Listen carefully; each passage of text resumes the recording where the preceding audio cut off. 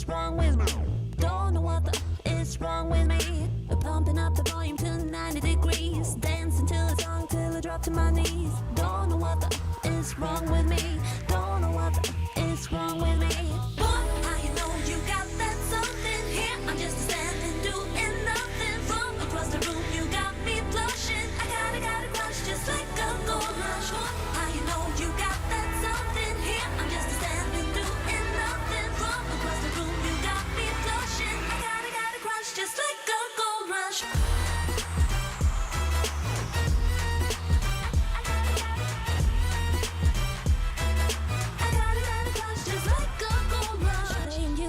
Just to get what I need, coming at your heart, you will see what I mean. Don't know what the is wrong with me. Don't know what the is wrong with me. It's spinning my head, you got me all dizzy. Wouldn't it be better if I just let it be? Don't know what the is wrong with me. Don't know what the is wrong with me. Boy, how you know you got that something here? I'm just standing doing nothing. From across the room you got me blushing. I got a crush just like a gold rush.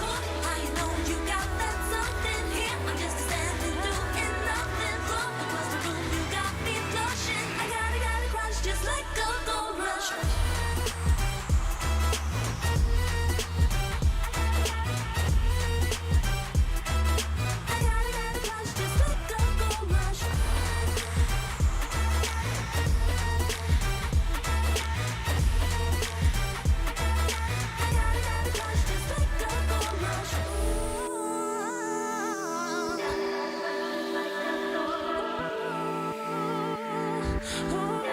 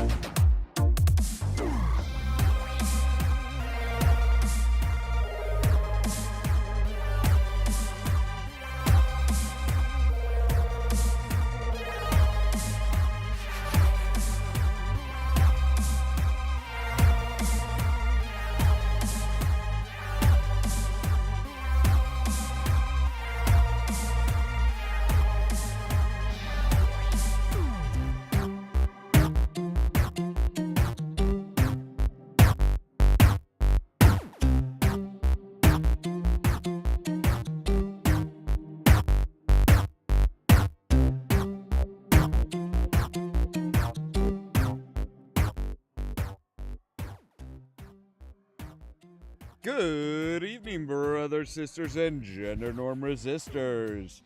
It's that time of the week again, and I have internet this time, so it's time for Pirates of the Geek Vortex with me, your host, Ollamh. And, I don't know who all else. We'll find out. Let's see. Alright, there we go. Should have everything up and running now. Looks like we have a Caden here, I think. I'm not sure. Yes, he lurks. But you can't really lurk on a podcast that you co-host. Of course I can. I could just stay here in the voice channel like 24/7. Well, okay, you could, but you shouldn't. Ugh. So how's your week been? It has been interesting. I will say that. It has been interesting. Okay, interesting is good. Yeah, so last week I was having a devil of a time getting online at all. Like, Mhm. I hadn't even thought about the Pirates of the Geek Vortex or anything because I was trying to figure out how to get online and stay online. Until Rascalin sent me a message on Facebook, which thankfully went through to my phone. I'm like, oh yeah, nope, I can't even get online right now. Come to find out, they were actually fixing everything. Yeah. It's still better than my week, I guess, though. I've been moving office all week, and that's been a pain in my ass. Oh, joy. And by moving office, I mean I went from a nice, big, spacious supply room to the fucking pantry. Oh, jeez. That's ridiculous. What? Did I mention the pantry is also our sprinkler room? Oh, joy. Even So I'm more like, fun. how many fire codes are we breaking right now, guys? Oh, just a few dozen. Yeah. Call it a baker's dozen and be done with it.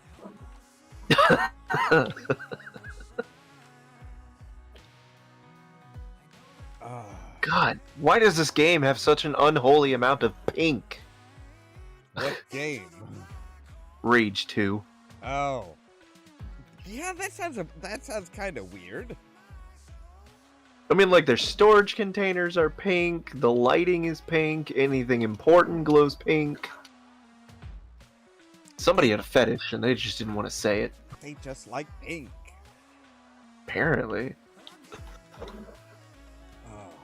Yeah, today I was late getting everything set up because I was too busy playing with my new toy. I finally broke down and got a beginner drawing pad for my computer. Oh, yeah? Did you get a visual or a basic? Just a basic.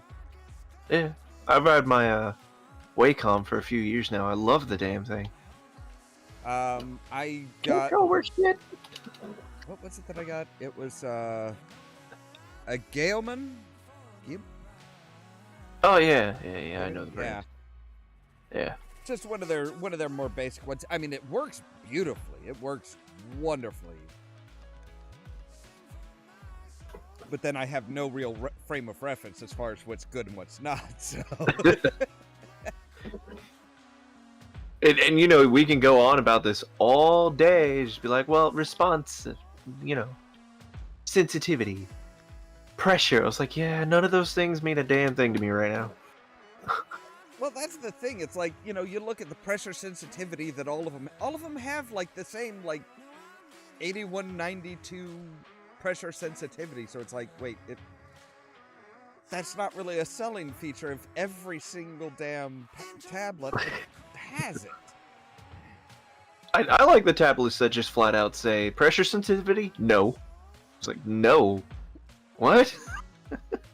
Yeah, those are more the stencil pads because it's either yes or no. There is no middle ground. So I dared to go back on to Second Life the other day Oh, and joy. immediately logged the fuck out. The first person that started talking to me. Oh Lord. It was a complete rando, right? Oh, okay. I'm just sitting there in a sim, doing my thing, clearing out all my notifications. Complete rando starts talking to me, starts hitting on me. I'm like, all right, this is Second Life. It's fine. They're like, hey, you should come to this sim I found. I was like, yeah? Yeah! You know, you ever heard of this place called Willowvale? And I was like, oh, fuck, no. Just not. Bad associations. They're like, oh, you sound like you know it. What's wrong? I was like, allow me to introduce myself, my dear. Yeah, it's like, okay, yeah, that's no. No, I broke down and got the pad though for basically for doing texturing.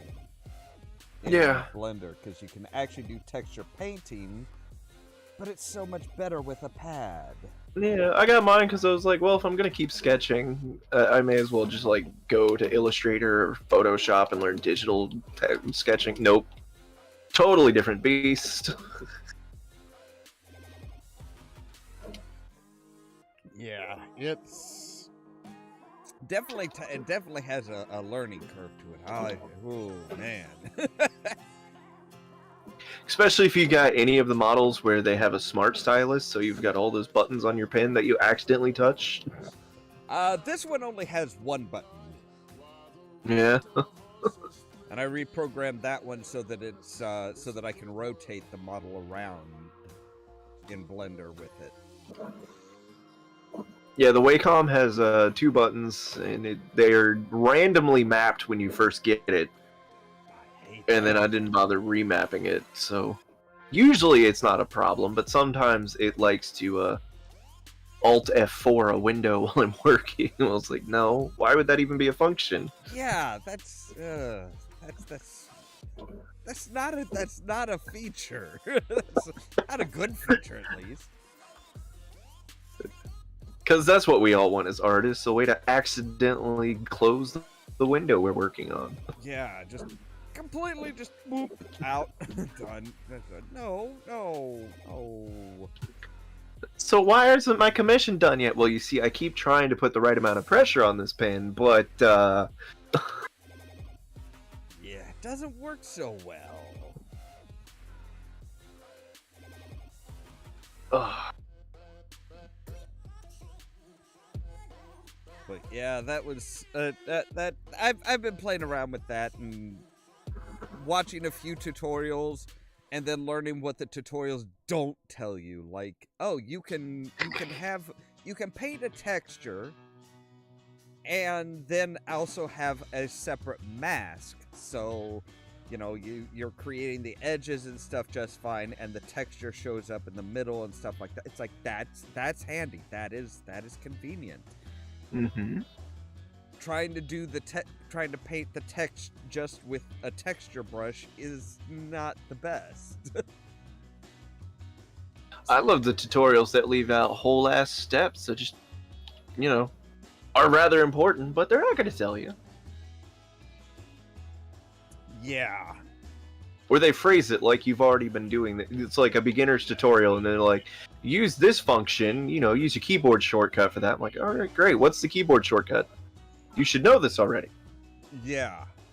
I've seen quite a few tutorials like that are just like, oh, so, you know, then you do this and this, and I'm like, wait, how did you do that? How are you doing that? And they're using shortcut keys, and they're not screencasting the keys, so it's like, oh, well, I'm completely lost now. And hello, Gamers Grotto. Yes, it is Friday.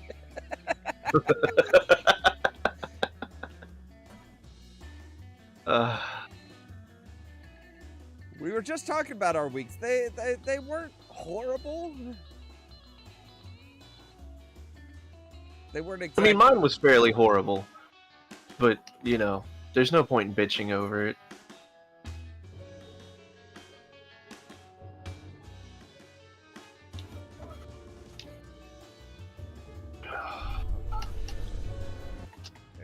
There.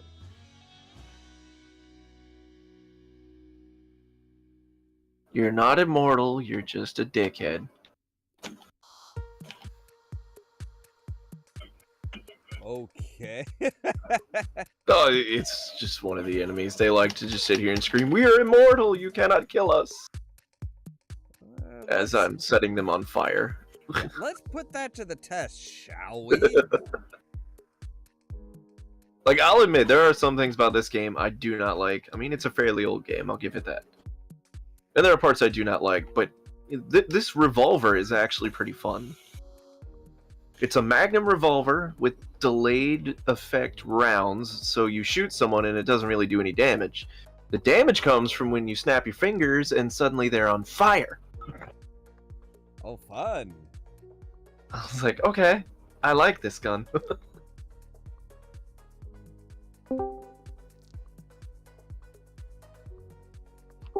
Okay, for a sec, I thought this wasn't happening tonight. Nope, it is. I actually have internet and everything, so. Yeah, I was wondering if he was going to miss 2 weeks in a row, but I was like, no, there's no way. All right. And what are we talking about tonight? Whatever the hell we feel like, I guess. Then there's one thing we should really address. Okay. Yes. The voice of Batman has passed away. Oh, yes. Yeah, I see heard that. about that. That is very sad. So I immediately linked the stage fist fight he had with Superman's voice actor at the time.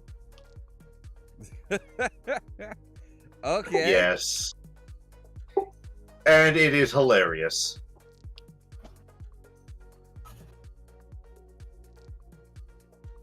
And I thought, I'm not going to just dwell wistfully on the stuff we all look at him for. I'm just going to bring up, here's something most of you have not seen. You should go watch this. And Kevin Conroy has a larger body of work than just being Batman. I think that's something we need to start looking at. Yeah.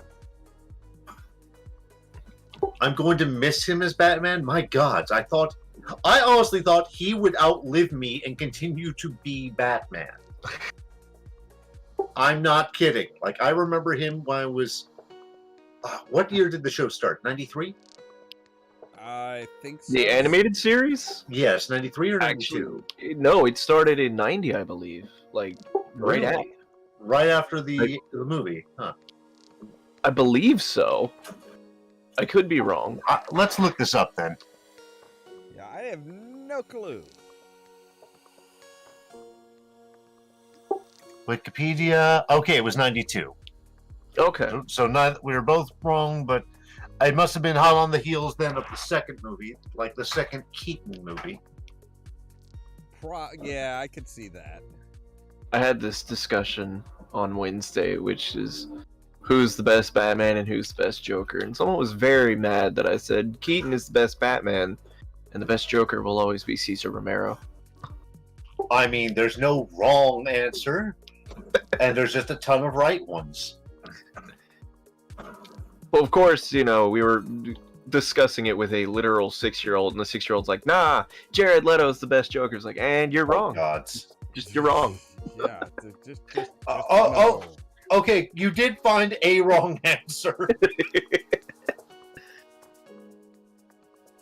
He got really mad when I was like, look, Jared Leto is the worst Joker just because, we don't even need to do anything. Just Jared Leto. We would just have to look at his body of work.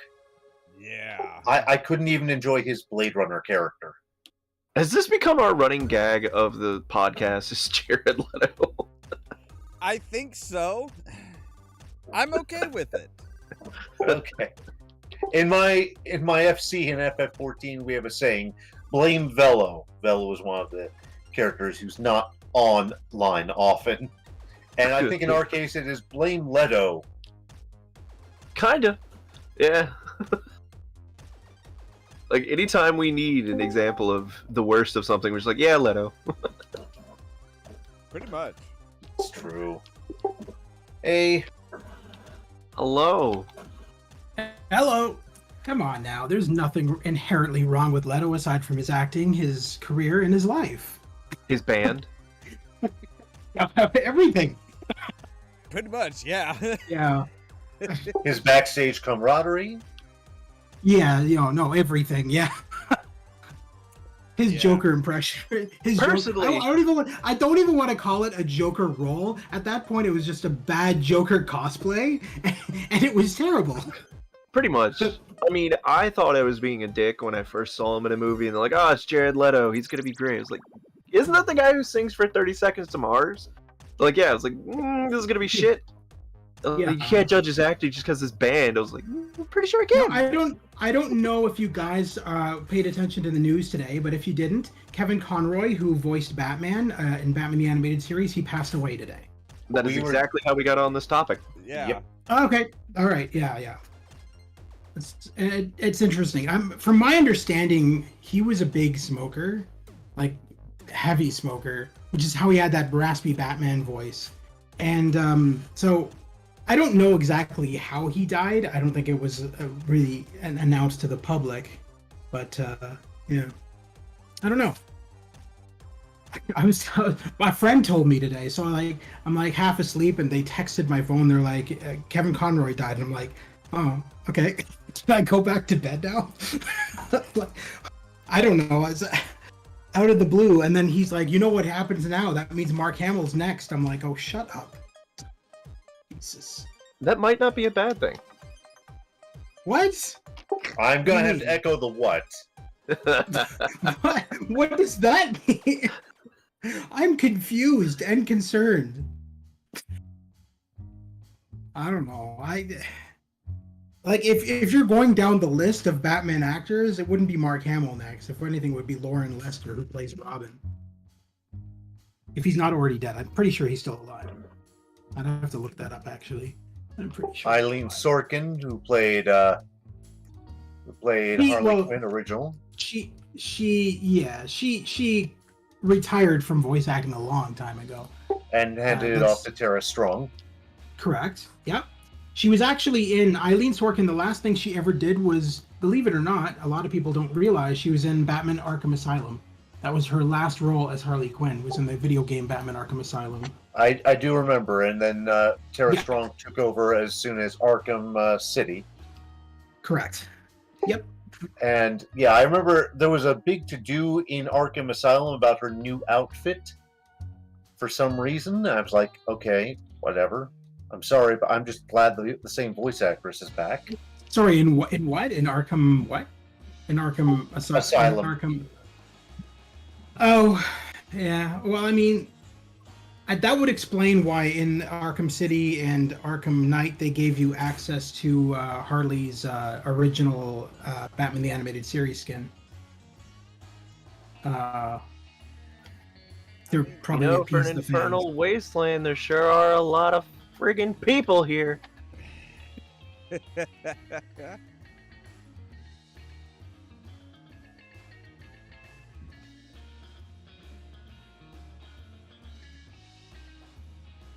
You'll have to excuse Caden. He is currently Dying in the land of pink.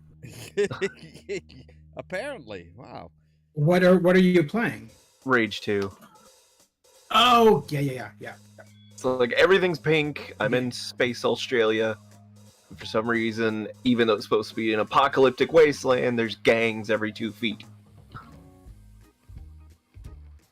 Fair enough. Yeah, I played it. I played it on the, I believe it was the Xbox One. It was free on Game Pass, so I tried it out. I prefer Rage 1. I just like the whole, doing missions for John Goodman. I thought that was fun. But yeah. I don't even think he's in the second one. Excuse me, no. You did not need to flash me. Oh yes, they did. Yeah, I was like, what? This turned into Leisure Suit Larry very quickly. Right? Okay, by flashing, I mean the tanks did not need to lock on and then send every laser and guiding missile they needed. Okay. Just like standing here minding my own business. But see, you have bombarded. Better to degenerates. Come on, man. Yeah, you should know you need to be you need to really define what it is you're talking about here. Yes. No, okay. To clarify, had this been a more Mad Max-esque game, that probably would have been fun. Unfortunately, Rage 2 was made by culmination of id and Bethesda. Yes. But neither doing their best work, so it's like Doom meets a very watered down Borderlands. Yeah, it was an interesting game for sure. Not necessarily a bad one, but it was not necessarily a good one either. I was gonna say, it's a game. When you were saying Space Australia Wasteland, I'm like, oh, so Mad Max in space? Right. Yeah, no, it definitely took its cues from Mad Max, at least from what I remember. But like he said, it's a mixture of Mad Max and Borderlands and Doom. It's kind of all three. Well, that's not surprising. I mean, Borderlands was kind of heavily influenced by Mad Max as well. It was. Oh, totally. Oh, absolutely. I mean, Yeah. actually, I think it was Dorian was mentioning this a few nights ago that Mad Max is kind of the original diesel punk. Yeah, Yep. Yeah, that's true. and I do love me my diesel punk.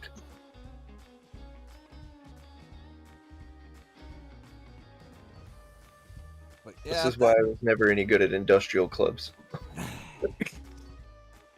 I don't know. We can fix that. Yeah, there's both me and Rascalin know a few people that go to industrial nights that are very much the diesel punk type. Oh yeah, Remember no. I when we meant when I was DJing in Second Life, that was the problem. Is that I was always hired by industrial clubs, but I'm a metal DJ. Oh, There So- is some crossover, but it's like the Yeah. BPM is going to make dancing awfully damned awkward if you mix those crowds. well, this was he's Caden's talking Second Life, I think. So. Oh, yeah. Yeah, nobody was dancing. It was more of a. Well, I mean, I guess technically erotic gyrations could be considered dancing. Yeah. I mean, honestly, I would start looking for animations and then try and match the timing to somewhere between 120 and 160 BPM. At Yeah, that nobody point, did if I that. was We all thinking, did Robot Monkey.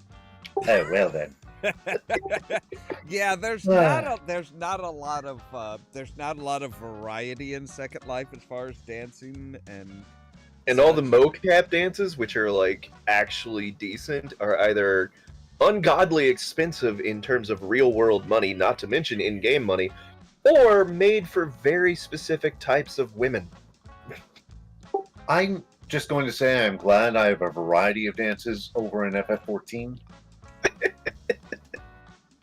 Well, see, E- I'm sure they probably licensed a lot of I would licensed lap actually prefer to see people doing the Mandeville in Second Life rather than half the dances I've seen. Do you mean the Manderville or the Manderville Yes. Mambo? And I think they're coming up with a third Manderville dance. No, I think the original Manderville would probably be the one that I would love to see in Second Life. Can you dance like a Manderville man can? I so hope they one day have voice acting for the Kill-Day quests, just because. I play the game in Japanese partially for that reason. I just hope to see a voice actor one day. I don't think that I can even imagine what Hildebrand is supposed to sound like. Having been a fan of quite a few Japanese voice actors, I have some ideas on that front. I have to admit, it's going to be a hard sell for anyone in English. Well, because the way I'm looking at it, the way we normally cast over here, we always do it based on personality and then look. In his personality, you would expect him to have some sort of maybe effete British accent, but his looks, he would definitely have to be a very strong baritone or tenor. Paul McGann. I've seen Paul McGann do Goofy. I think that would fit. Hmm. And I say that because Tom Baker is too old for it now. Okay, I should never say that. Tom Baker will continue to voice act until after the day he dies. He might even continue after that. You know, I mean, with the way voice acting is going with some iconic characters and stuff like that, I would not be surprised. Like, Did you just say Tom Baker voices Goofy? I always thought it was Bill Farmer. Did I hear that right? No, he was No. saying that the Oh. guy he was suggesting, he's heard him do Goofy characters. Oh, okay. Right. I was gonna say, I Tom was like, Baker's confused. Goofy. I don't. Yeah, I I mean, I've seen comic roles. Tom Baker. The one that will always crop up in my head is the ship captain on Blackadder 2. yeah.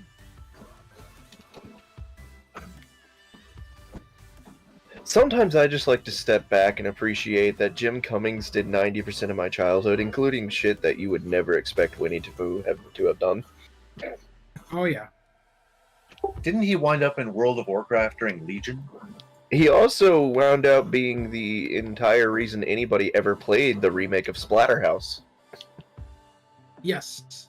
He was also in Gabriel Knight. A lot of people forget that he was in Gabriel Knight 1 as the desk sergeant. It was very obviously him. I mean, he did his Dr. Robotnik voice for a cop, and I'm like, this doesn't really suit the role. This sounds like a cop that's ready to roboticize you.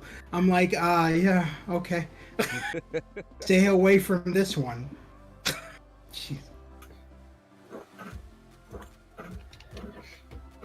But yeah, I mean, as far as voice actors go, with like the Reese Speecher and like, well, with James Earl Jones just completely signing off on that and being like, "Yep, you can use my voice as long as you want for Darth Vader." It's like, you know, if these people are smart, they're gonna get a lot of, you know, they're gonna approach a lot of people as far as like, oh hey, you know, this person's getting up in age. Can we use your voice? Yeah. I mean, it brings an interesting take on the future of movies and cartoons and video games for sure, because that would mean, like, you know, now that Kevin Conroy is dead, they could technically still use his voice in future projects, probably. They just have to sign off on his family or whatever. That's the tricky part, is it's like if they didn't get his okay beforehand, then yeah. And I don't think he did any projects recently enough with the types of people. They're gonna be like, hey, you know, so by agreeing to do this, we own the rights to your current, you know, your current voice and everything. Like, I guess it's I guess with like I think it was with I don't know if it was Marvel or if it was Paramount or who, but it's like, yeah, they do body scans of everybody, even all the extras. So it's like, you know, there was this little old lady who was an extra in some random little, you know, in some film, and they're like, okay, we're gonna do a full body scan of you. You have to sign off on it in order to get the part, and, you know, yeah, we own your likeness as this for these projects. So it's like, if they want to bring in that one random extra as some kind of side character in a future movie, they can do it. It's like that's just a little eerie. Yeah.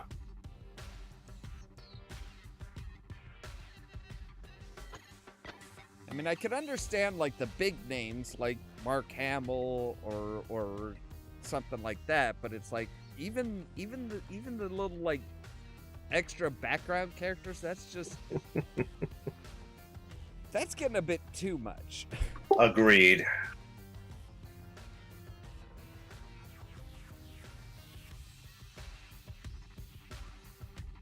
Yeah, I'm reminded of a long time ago when the Godfather game came out, and Marlon Brando was kind of close to his deathbed, and I think it was EA at the time literally went and recorded his voice. They went to his property, I guess, if I remember correctly, and they recorded his voice for the Godfather game.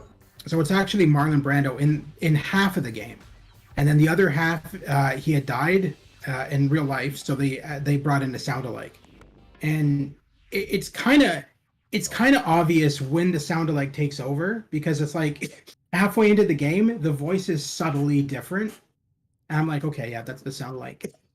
Yeah, I mean, that's the thing. It's like there are people who pretty much make their living doing sound-alikes and stuff. Like, I actually got to meet one of the guys that does a sound-alike for filling in ADR for Ryan Reynolds a lot of times. Oh, that's cool. And it's like, that's pretty much his job.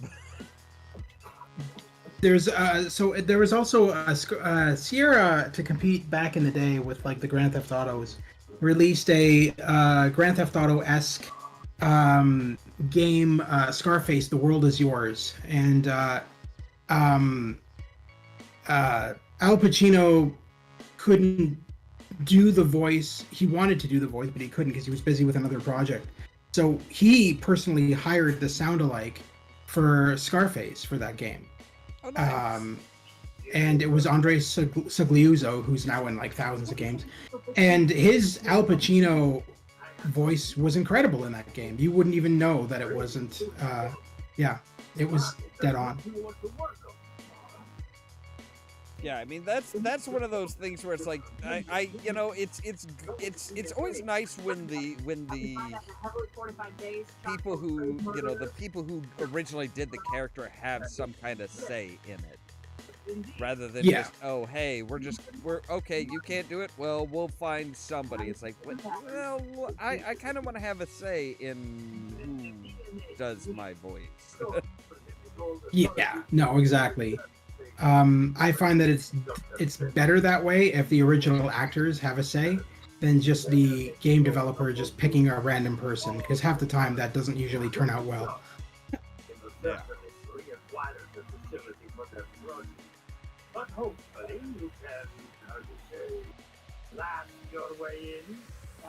Okay. I can definitely hear your game there, Caden. Good. I'm like, what? Wait a second. What the heck is going on here? It looks weirder than it sounds, trust me. I'm not terribly surprised by that, actually. Well, like, that's just standard first-person shooter conversation. It's like, hey, go here, kill things. Okay. But the fact that he's doing it while also riding atop a, genetically mutated creature that he created himself, which is not appealing at all, and appears to be leaking all over the floor from several places. It's just not a fun sequence. Okay. Yeah. All right. This is why we don't ask questions. No, this is why I should ask questions. This is why you go up to the designers, you're like, what the hell? Yeah. Yeah, it's like what were you guys thinking? Were you on drugs when you made this? If so, can I have some? I was gonna say 9 times out of 10, it's were you on drugs when you? The answer's usually yeah. They were on something at least. I mean, let's be honest. You don't come up with these types of ideas without some sort of illicit addition. Especially in the case of the Alice games, Alice Madness Returns and stuff like that. American McGee wholeheartedly said, yes, I may have done a couple of shrooms when I came up with a concept for the game. That's fair considering the origins of the book. And I'll be right back real quick. I have to relaunch Discord. It's being buggy with me today. Yeah, that's Sorry. It's been a constant source of discourse between me and my boyfriend whether or not most of the derivative Alice works would be any better if the authors in fact had done drugs. That's a tough one. And welcome back. His opinion is that there's just way too much Alice spin-offs and whatever, what have you, derivatives. And I was like, yeah, I can agree with that. But my problem is, if you're going to make an Alice anything, at least try to make it match the tone, man. Right? Like, fucking Tim Burton. Oh my god. I like most of what Tim Burton does, but like his fucking Alice in Wonderland stuff, it's like, no. Just because you could cast Johnny Depp as the Hatter does not mean that the Hatter has to be the main character. Well, just because you could cast Helena as the Red Queen does not mean she had to overact the entire movie. Well, I don't know about that. I mean, that's kind of her thing, isn't it? Yeah, that's kind of my point. Can we have a Red Queen that's not just screaming and overacting the entire time? I mean, that's not far off from from the Red Queen in the books. Is, you know, Well, she's supposed to be I was very gonna much. say, then again, I suppose my first wish should be, can we get somebody who remembers that the Red Queen and the Queen of Hearts are in fact two entirely different characters? Yeah, yeah. That's a very good point, because it's like, yeah, it's. I would just be happy with them remembering that, hey, the Hatter was only ever called the Hatter. He was not the Mad Hatter.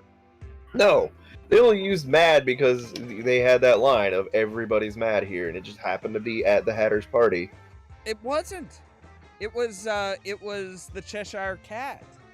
Yeah, Chess said it before they ever did anything else, but nope. You know, I think my favorite version of Alice is, unsurprisingly, not the Disney version. It's the CBS version that was a made-for-TV movie in the mid-'80s. Yes. At least it wasn't the Whoopi Goldberg version. I haven't seen that one. That was early 90s, and it's not bad. It has some big names attached to it, including, you know, Whoopi Goldberg, Martin Short. The problem being, it has no idea what the hell its story is supposed to be. Yeah. Also, casting Whoopi Goldberg as the Cheshire Cat is just... what? I would want to see how she's doing it, because that could go very well or very badly. It's a mixture of both. So it is a mixture of her in a costume and very bad early 90s CGI in order to do the disappearing effects. The issue with this being that Whoopi is a talented actress, but the role doesn't have enough to it for it to actually be carried by her. I always liked how in Alice, the Alice games, Madness Returns, mainly, how the Cheshire Cat was portrayed as just a psychopath that is like a part of Alice's consciousness. Because the game relied heavily on the fact that Alice was never in Wonderland. She was tied down on a bed in a mental institution, and she was going back to Wonderland in her mind because of past traumatic events. So his version of Wonderland was completely different to the Lewis Carroll books. It was all the fact that like Alice was just insane.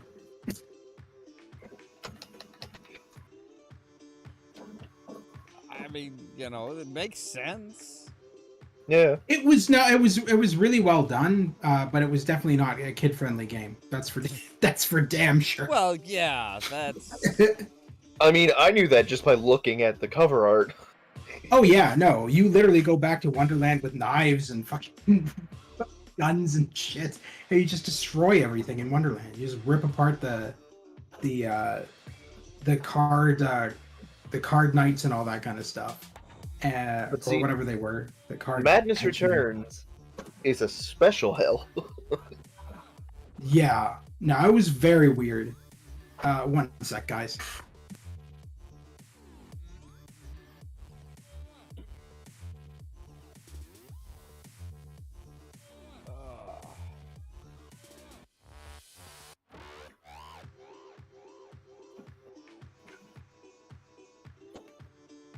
So yeah, currently taking bets. How long do you think Twitter's going to manage to stick around under Elon Musk? What time of day is it right now? I'm surprised it's still around. I mean, honestly, I agree. It's like, dude is like, seriously, just like, I mean, when you spend $44 billion on something, it's like, you can't really just throw shit at the wall and see what people don't get pissed off at.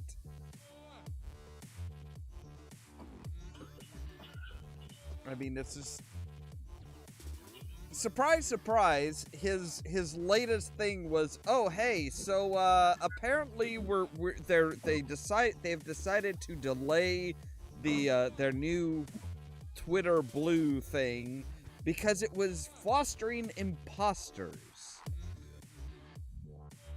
I'll be right back, guys. I just need to take care of something. No problem.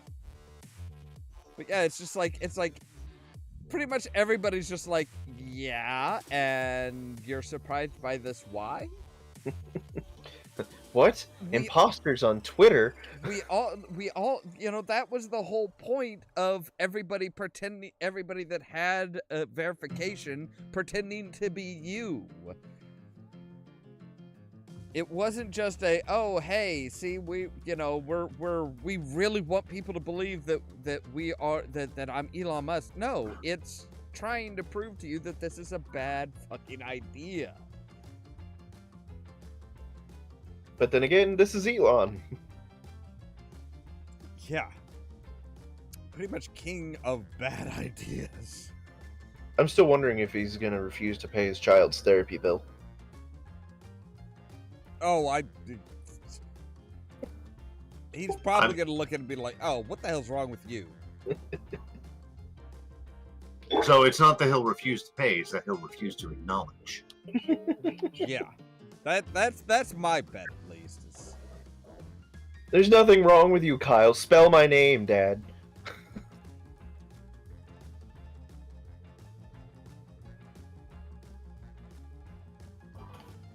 Yeah, there's this.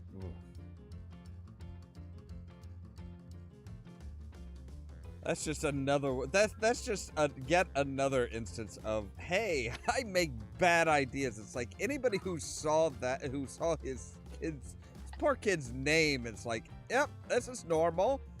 This is totally normal. It's like, why?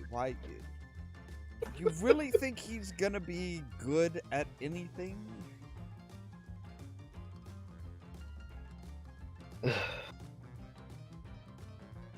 That kid better hope he's a super genius.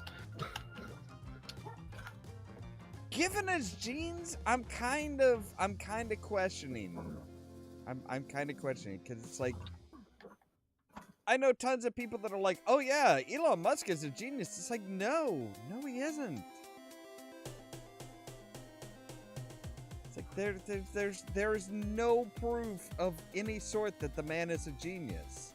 Maybe he was, years and ages ago, but no, I'm not buying it anymore. Not even years and ages ago. I mean, everybody talks about how he's a self-made man. It's like, no, he inherited money that came from a 50% share of an emerald mine in South Africa. I.e. blood diamonds. Yeah. Effectively, blood emeralds, you know what I mean. Yeah, it's like the man had money to begin with. The only reason that he left, he has publicly said this, the only reason that he left South Africa was because he didn't want to be in the army supporting apartheid. Profiting from it, inheriting money from it, no problem. Fighting in the army from it, okay, that's where he draws the line. It's like, you just didn't want to go into the army. I wouldn't mind that so much if you would just say that's why. I wouldn't want to go into an army either, I'll be honest. Yeah, I wouldn't either. What the but hell, it's I'll like, be honest about it. But that's the fun thing with Elon Musk is it's like he's just it's not that he didn't want to go into the army. It's he didn't want to go into the army in order for the apartheid. And it's like, okay, but that's not accurate. You didn't have a problem with it when like I said, you didn't have a problem with it when, hey, you inherited a shit ton of money, or your parents were able to just like move you to Canada to go to college.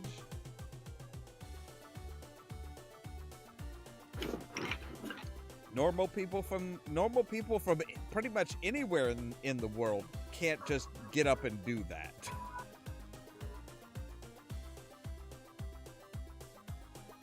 This is not a common thing.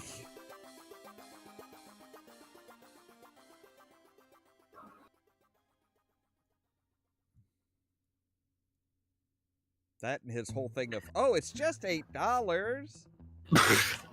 It's like, okay, it's just $8. That's all. Okay. It's like With a small loan of $1 million from my father. I keep expecting one of these days to see like to see somebody take oh god, what was the movie? It was John Cusack movie early in his career. But I'm wanting to see somebody like putting Elon's face, I want my $2. Except for change it to, I want my $8. Oh god, that would be brilliant.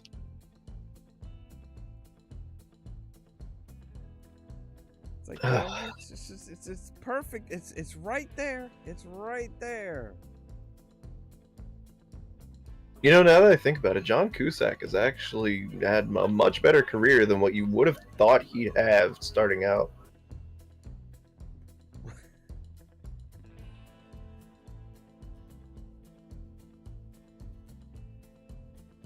I mean, he's kind of an interesting person these days because it's like he's just kind of like, I don't really care, don't really give a shit. Just It's like, am I famous? Am I not famous? I don't care. I'm John Cusack. it's like, I'm just gonna do my thing and. If I want to be a drunk ass version of Edgar Allan Poe, that's what I'm gonna do. Yeah, exactly. It's like, But it's not like but the thing is he's not like, he doesn't go and he's not a total dick about it like some people are. Like he's legitimately just kind of like, hey, you know what? I'm just trying to live my life. You live your life. I'll live mine. We'll all get along, okay?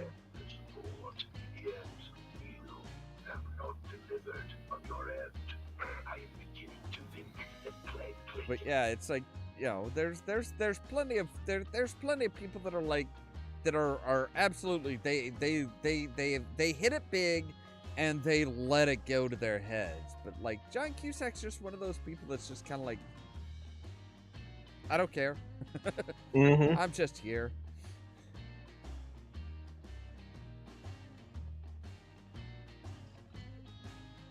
Which is oddly refreshing.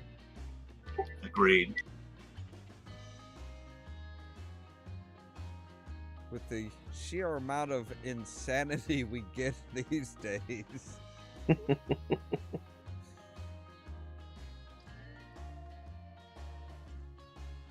I think I just like guys like John Cusack and Keanu Reeves. Just like, you know what? I really don't give a shit.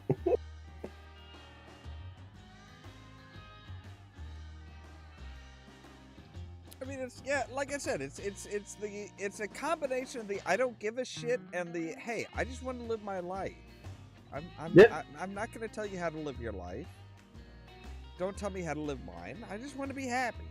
I always felt like that's how I'd be if I ever got a massive amount of money. Just pay off my bills, go find somewhere to hide, and then just not care anymore. Yeah.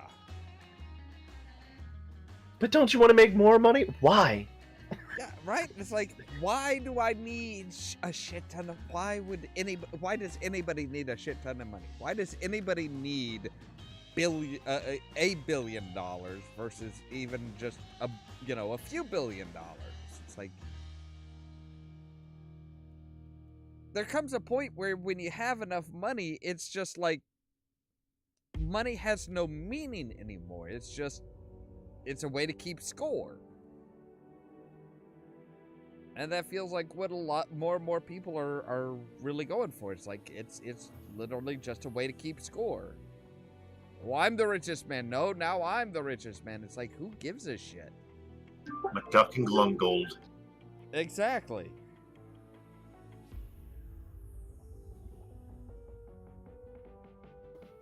Some of my own game sound may wind up in the background. I'm playing a bit of Genshin.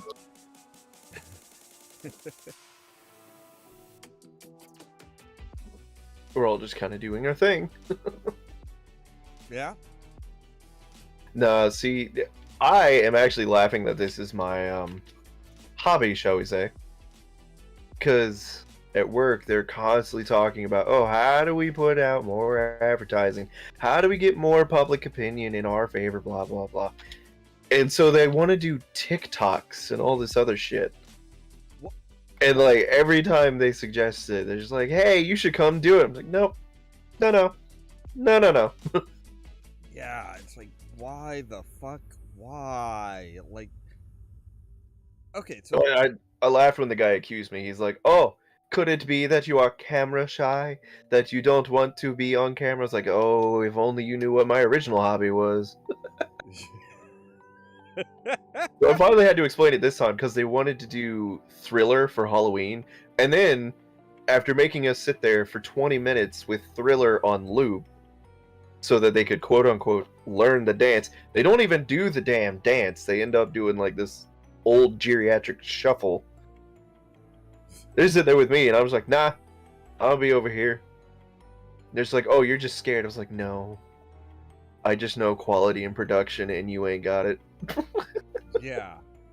So I was like, "Look, I've done YouTube, I've done videos, I'm part of a podcast. Camera shy is not the problem. The problem is this is stupid, and I don't want to do it." Ugh. Plus, I was dressed as a pirate. You can't shake your ass and dress like a pirate. Bad things happen. Yeah.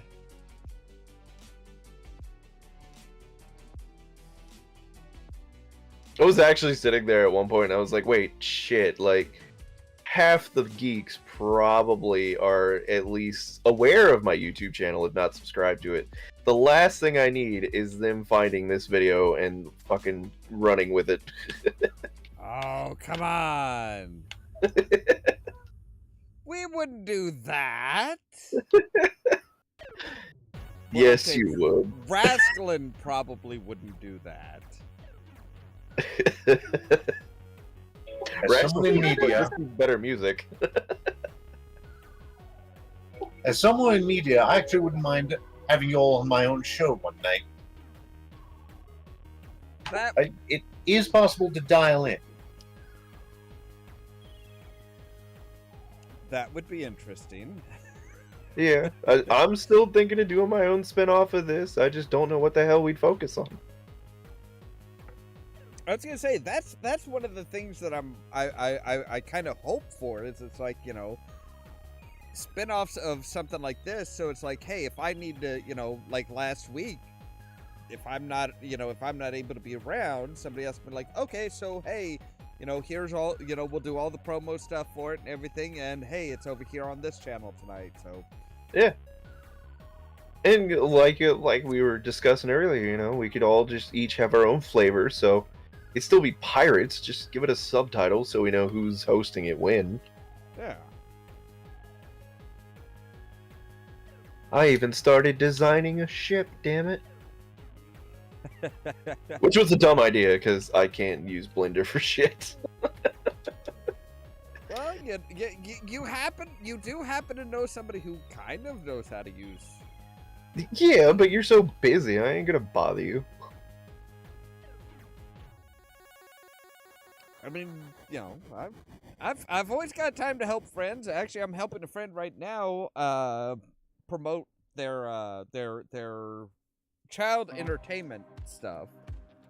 I don't know how much of this is going to be able to be used before spring, because one of the things that they wanted to focus on was doing bubbles, which for kids' party, kids love bubbles. But most people are like, oh, so what, you just come over and like blow bubbles? That's boring. It's like, no, it's there's more to it than just blowing bubbles. Come on. As we all had on our head, fucking bubbles!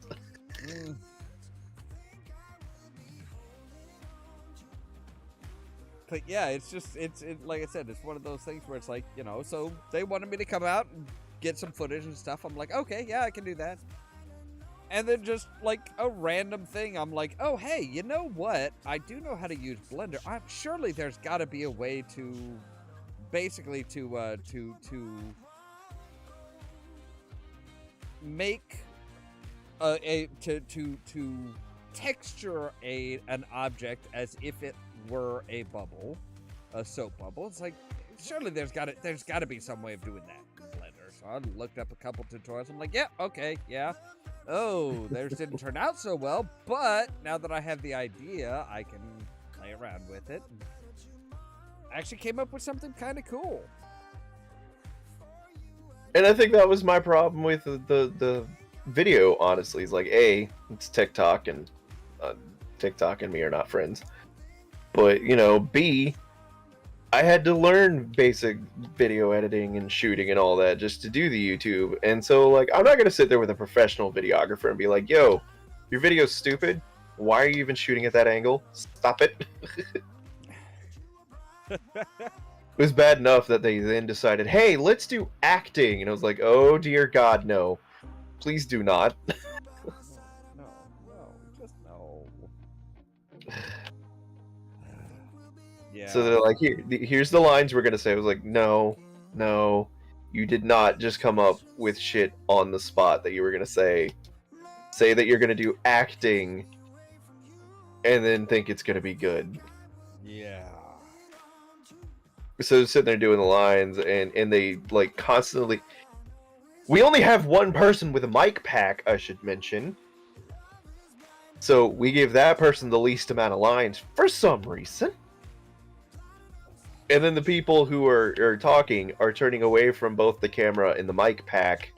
Oh, God. And Really? me and the videographer are like, guys, you need to either look at her or look at the camera.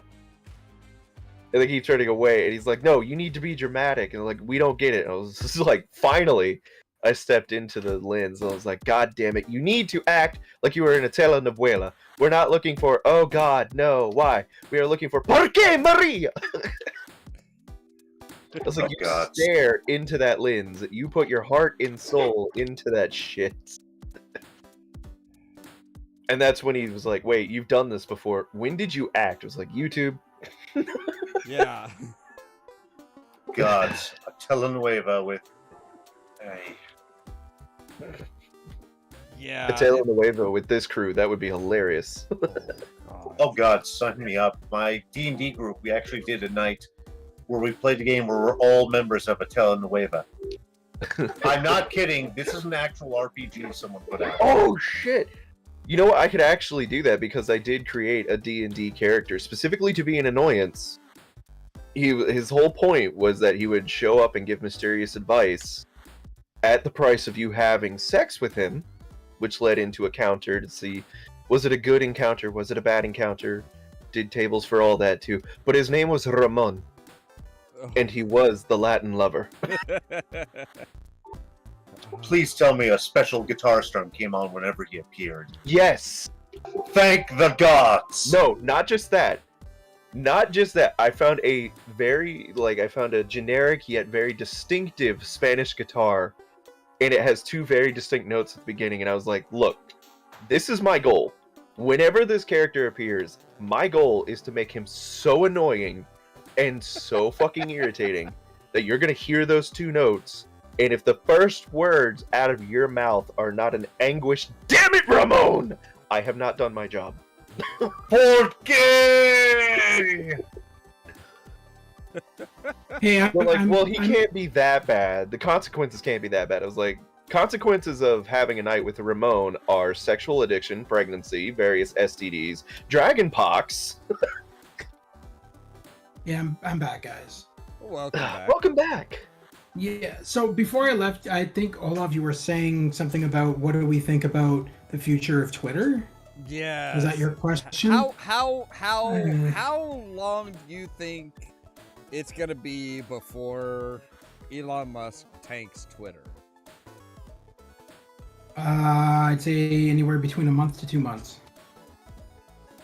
Okay, a pretty reasonable guess. Yeah.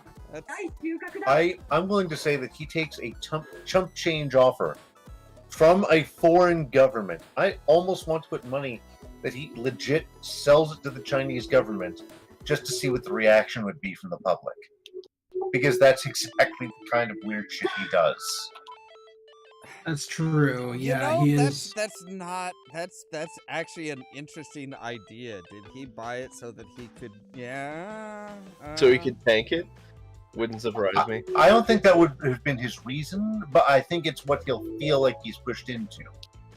Yeah, I could see that. I could totally see him being like, okay, so yeah, we're just gonna sell this, and oh hey, who's gonna offer me something reasonable, something so that at least I don't have people coming after me asking me for money all the time. It's like I'm he may be willing to take the hit on his end. But it's like, as of right now, there's a lot of people and a lot of banks that are like, hey, we went into this because of you. What the fuck happened? Yeah. And yeah, I could see him being like, okay, you know what? I'll sell it to you for this much, and just enough to cover the debt, at least some of the debts that the people he's worried about are hounding for.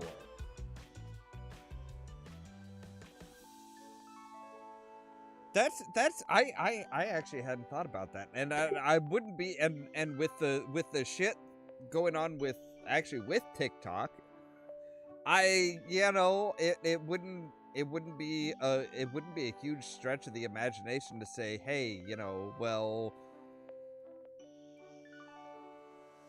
the CCP is looking at looking at expanding into other popular social media platforms that everybody uses.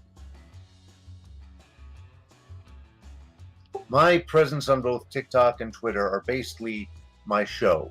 It's advertising. I do not have the apps installed for either of them. I mean, I do for Twitter.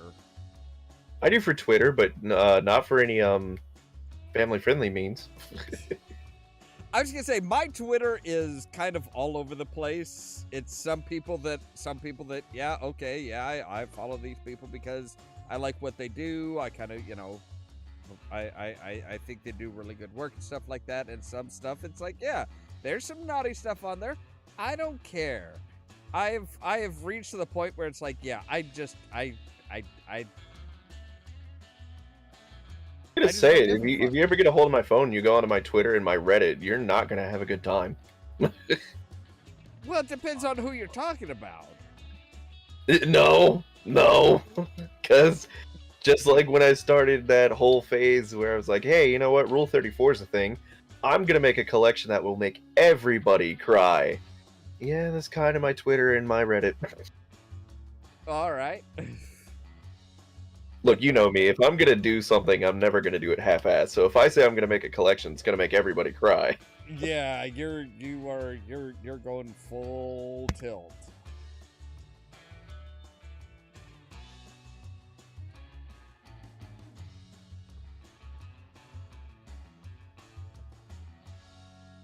But yeah, see, for me, yeah, it's like, so I've actually had a couple people that are like, oh, so, but what if somebody that follows you that for your YouTube sees this? It's like, and they know that I'm a person, a normal, regular person. Like, what do you want me to say? Oops. Exactly. It's like, yeah, okay. I think the only real reason Elon Musk bought Twitter was for two reasons. One, because he's worried he's going to get banned from Twitter based on the stupid shit he posts on his Twitter. And what better way to not get banned than to own the damn company? And two, just to flaunt his money, because that's what he likes to do. He likes to flaunt his money. I think it was a little bit different than that. I think honestly think he got high. Which is great that we can say that with Elon and completely mean it. That sounds about right. Yeah, he got high one night and he said, oh, you know what? I should buy Twitter. And then he put in an offer and he didn't, he's like, yeah, I'll make an offer. All right, here, I'll sign the contract. Yep, sounds like a great idea. All the ideas that I have when I'm high are great ideas and shit like that. And I mean, because he tried like hell to get the fuck out of that deal. And then when he found out that they are either A, going to force him to do it, or B, he's going to have to pay $1 billion separation fee, it's like, oh shit. And then when they took him to court for it, it's like, well, let's see if we can get out. I can get out of this. And it's like, nope, no, you can't. This is going to... Wait a minute. I didn't even know about this court thing. Okay. Oh, yeah. He tried to back out.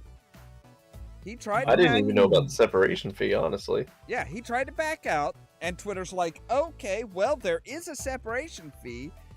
And Elon and Musk was like, basically Musk tried to say that, well, you guys have a lot more bots than you put in the proposal, therefore I should be able to get out of this, no, without paying the separation fee or anything like that.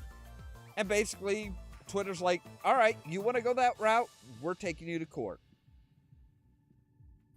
Okay. Well, now that I know that, see, I didn't know about that. I thought you were just joking about the high thing, and I'm now that you said that, that sounds about right.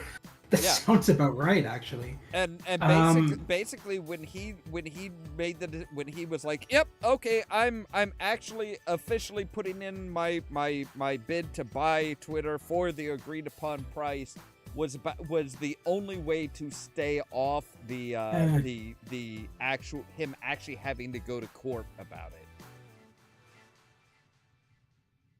Yeah. And well, that was what, yeah, like I said, it was very much that, okay, yeah, you fucked up, you got caught fucking up, you made a bad decision, and guess what? You have to deal with it.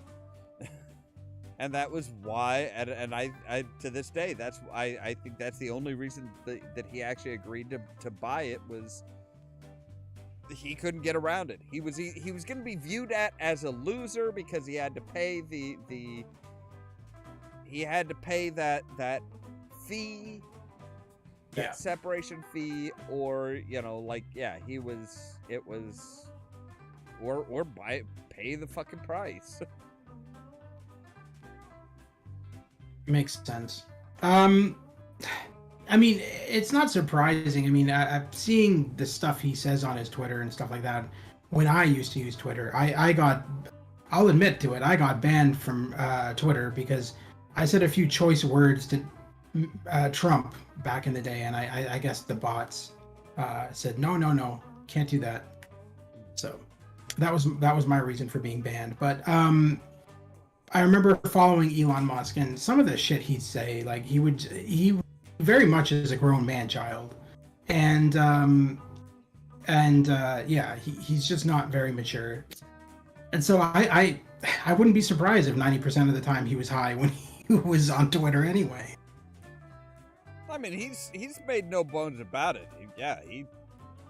Dude gets fucked up. Yeah. And it's one of those things where it's like, cool, that's...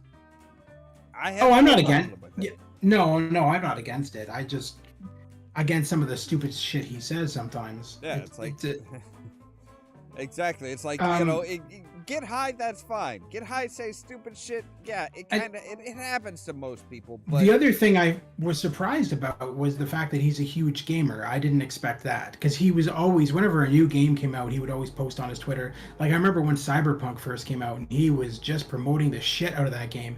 You would almost think that CD Projekt Red hired him to promote it, which they didn't, of course. He was just like a huge fan, and he was like saying, oh no, this game's gonna be the game to end all games. And I'm like, since when did Elon Musk become a game reviewer? I was like, okay, all right. Well, that's the thing. It's like, well, what would you do if you had his money? That's true. Oh, I mean, true. I mean, you'd have every game. You'd have the top. You'd constantly have the top gaming PC. Fucking yeah. You'd be living the high life as far as a gamer goes. I think just about all of us would. If I had his money, I don't think I'd be a gamer anymore. I'd just be fucked off to some desert island. No, that's true. See, for me, no, Something I'd like that. be fuck off to a desert island, maybe, but it's like I would still be like, nah, I'm gonna have my rig. Well, then again, it all depends. Do I fuck off to the desert island, or do I make my dream come true, move to Point Nemo, sink an oil rig, and then invite all my friends and create a jolly pirate hideout? Why can't you do all of that? You've got billions of dollars. Exactly. You could That was do my all point. of Like, that. screw it, Yeah. do it all. Yes, exactly. That's perfect. But yeah, just like you, I'm playing a game as well while we talk. Playing the new police simulator. Everybody's asked why I like Point Nemo. They're like, but isn't it the farthest point from any landmass on Earth? I'm like, yes. I'm like, so why do you like it? It's like, didn't you just say it was the farthest point from any landmass on Earth? Right? Meaning it's I feel the like- farthest point from any people. Yeah, I feel like money-wise, if I had his money, I would do a mixture of what Ollamh suggested and what you suggested, is to just maybe move to a secluded mansion or some kind of place in a tropical location, but also buy all the latest video games and have a console. Just do both. That Wouldn't way do you're- the mansion myself, because mansion Yeah, implies you know, large amounts to take care of, and people that's have to what- help you with you. Well, you just hire a Yeah. bunch of consuelas. Everything's fine. But see, that's the thing. Why go so far away to get away from people if you're just gonna have to hire people? To That's hire true. anybody. Well, technically, the company that would have to port in my goods. Yeah, well, that's the other thing. It's like, yeah, you're gonna be missing out on a lot of things that you like. And one of my one of my Nebraskalan's friends moved to Hawaii for about a year, I think it was. And he when he came back to visit one time, he's like, man, I miss so much stuff. It's like, if you like fruit Yeah. and pork, you're good. If you want anything other than that, yeah, it's gonna cost you because they have to ship it in on boats or planes. Oh yeah. There's so little there's so little stuff that actually grows on the islands that it's like, yeah, you're going to be. I never thought of that. That's actually true. Of course, we didn't think of it. We were thinking with the money. Yeah. I'm a gamer, damn it. I don't need fruit and I don't need meat. I don't need any of that stuff. What's this food shit you talk about? What is this? Yeah. What is this crap? There's a very good reason why spam to this day is super popular in Hawaii. There's a very good reason why to this day I still will not look at spam. I mean, I will say I had fried spam sandwiches when I was a kid. That's exactly why I won't eat it anymore. Because of Ollamh. No, because of fried No, spam. I know. You eat them once or twice, sure. You eat them almost every day for a month? No. Oh God! If I ate them that much, yeah, I'd be. Oh fuck no! I've never even had spam, I'll be honest with you. Thank your lucky stars. I haven't had it in years. It is distinctive. It wasn't horrible, but I wouldn't go hunting for it. Yeah, I mean, I wouldn't eat it these days, mostly because, I mean, hey, I'm very rapidly approaching 45, and that stuff is just loaded with that stuff is just absolutely loaded with sodium. Rats. Sodium. Something they claim is meat, but I'm dubious. It is actually meat, but it is just loaded with sodium. Like, Do you want to become your own preservative? Well then, do we have food for you? Do you want to become your own preservative? Oh my god. Spam and vodka would be like the ultimate preserving tool. oh my god, I don't. I'm guessing that's what's inside Lennon's body. You know, I don't know whether to be like, hey, you know, that almost sounds like a drink versus, oh my God, why would you say such a thing? Well, because I said it, the proper reaction is, dear God, why? Followed by, oh, that's why it was said, because it was Caden. Then you go into the, ew, but maybe? I mean, True. I've had some weird concoctions. Like, strangely enough, for me, one of the things that can make any drink palatable is hot sauce. I mean, I think it follows the logic of if you are desperate enough to even consider mixing Spam and vodka, you're already at the bottom of the bottom. Yeah, I'm with you there in the hot sauce. Even though I don't drink alcohol, there is something weirdly satisfying about watermelon juice with a splash of jalapeno in it.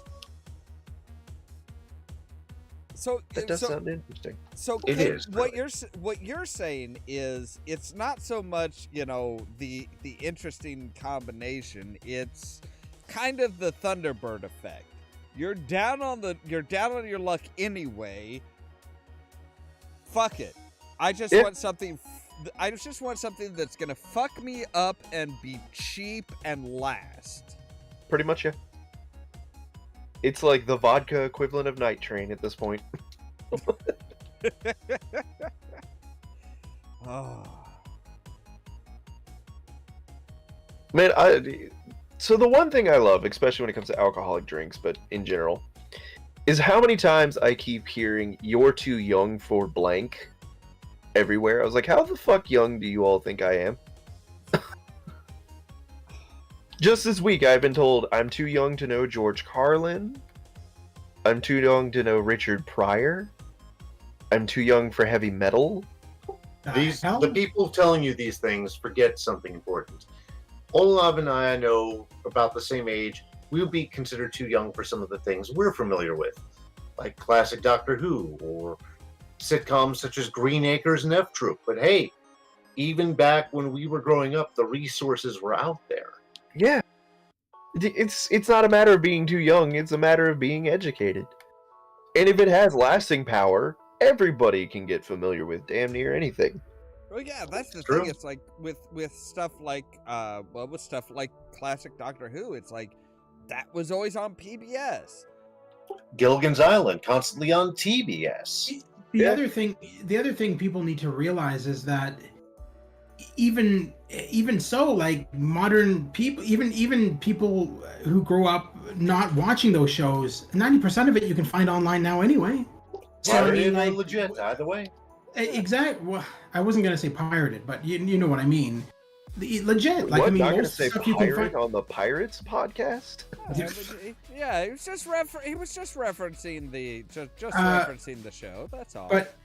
But 90% of it you can find clips of it or even shows of it on YouTube nowadays. Yeah. And I mean, like, so there's no excuse of, oh, you've never heard of this, or you've never, well, you're too young for this. It's like, excuse me, do you live in the current time when we have internet? Like, the George Carlin bit was because, we were getting donations of food, and as I'm unpacking it to figure out what's in my inventory, I come across a package that's just labeled lima beans and corn, and I couldn't help it. I just heard Carlin in my head. Yeah. And I started laughing, I explained it, and they're just like, you're too young to know that joke. I was like, really? Oh, Then my why am I God. laughing? Yeah. That's silly. I dictate who's too young based on things like cultural trends. Like, when I hear a bunch of people saying, hey, let's go get fucked up, and they mention whatever fun drink, they're like, we're so old. It's like, no, you're not old because you didn't mention Four Loko. And I know you're not really old because you didn't mention Everclear. That's how old I am. Not a Zemo reference to be found. God, Zemo wasn't that bad. It wasn't that I good will never either. know. I will never know as I, don't really drink. But I had Zima. It wasn't that bad, but it wasn't that good either. Yeah, but see, that's why Zima isn't really like a building block. It's not a stamp. It kind of is, but it's a very narrow. It's actually a very, very narrow Yeah. stamp. Mostly It's kind of like Josta. yeah, yeah. It's like so like for Zima in particular, it's like you had to be there in the '90s, really, like Mm-hmm. mid '90s, mid to late '90s. That was that was the cheap beer that was kind of more like Sprite and with a little bit of a funky, weird taste, and that's what people went with. If you didn't like beer, you probably had Zima. And then Everclear came because everybody wanted to get really, really fucked up and be edgy. So hey, let's take what is basically pure ethyl alcohol and just shove it in our face. I remember one of my friends telling me his Zima story, or his Everclear story, and oh my god, like big guy, drank a lot. Shit, had an alcohol tolerance like you wouldn't believe. Got to a party late, somebody said, "Here, you need to catch up, have a shot." He took the shot, he did the shot. He's like, "What the hell was that?" And like, "It was Everclear." It's like, "Oh, that's why I can't feel my lips anymore. Thank you. I'm gonna sit down for the rest of the night." Yeah. No, I was laughing because, there were when Everclear was out, when it was the big thing, I was in middle school. And I had kids around me who were acting like they were cool and tough. They were like, "Yeah, I drank a whole bottle of Everclear." I was like, if you drank a whole bottle of Everclear, you'd be fucking dead. Mm-hmm. It's like they no, you did not. Just And then you got the people who are like, "Well, it's only 99 proof. My dad's whiskey is 140." I was like, "Yeah, whiskey that's 140 proof is a whole lot different than vodka that is 99 proof. There's a bit of a difference there." well, that's the thing. It's like Everclear isn't 99 proof. It's 198 proof. It's Yeah. 99% alcohol by volume. It is nearly pure fucking, just absolutely pure alcohol. Yeah, I mean, to be fair, this was back in middle school before I started my bartending, so I didn't know the difference between percentage and proof. But by All I knew was that somebody once tried to set a fire with Everclear, and we quickly learned why you don't set fire with Everclear. You got no time to get away. It's like, if you want fire, yes. If you want controllable fire,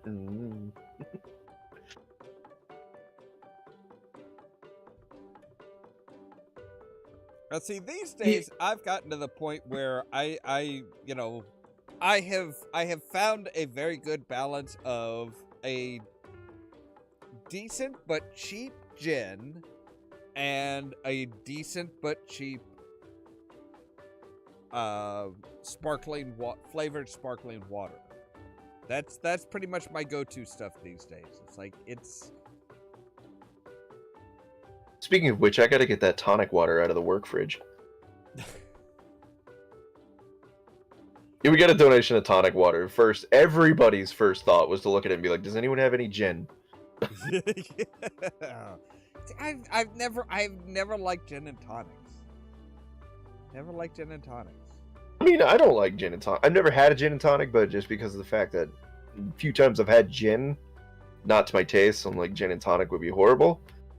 But if you got tonic water, what else are you gonna do with it? Pitch it. I was like, I'll save it for when the grill's on fire. Maybe it'll give me pretty colors. Actually, that's a possibility. That's a possibility. See, now, I already know that one of these days at work, I'm going to have to physically hurl somebody or like body check them before they put water on a grease fire. Yeah, that's an inevitability. Well, I mean, that's the kind of morons I'm around all day. They see fire, they think water. I'm like, there's a fire suppression system. Let it do its job. Right? Funny.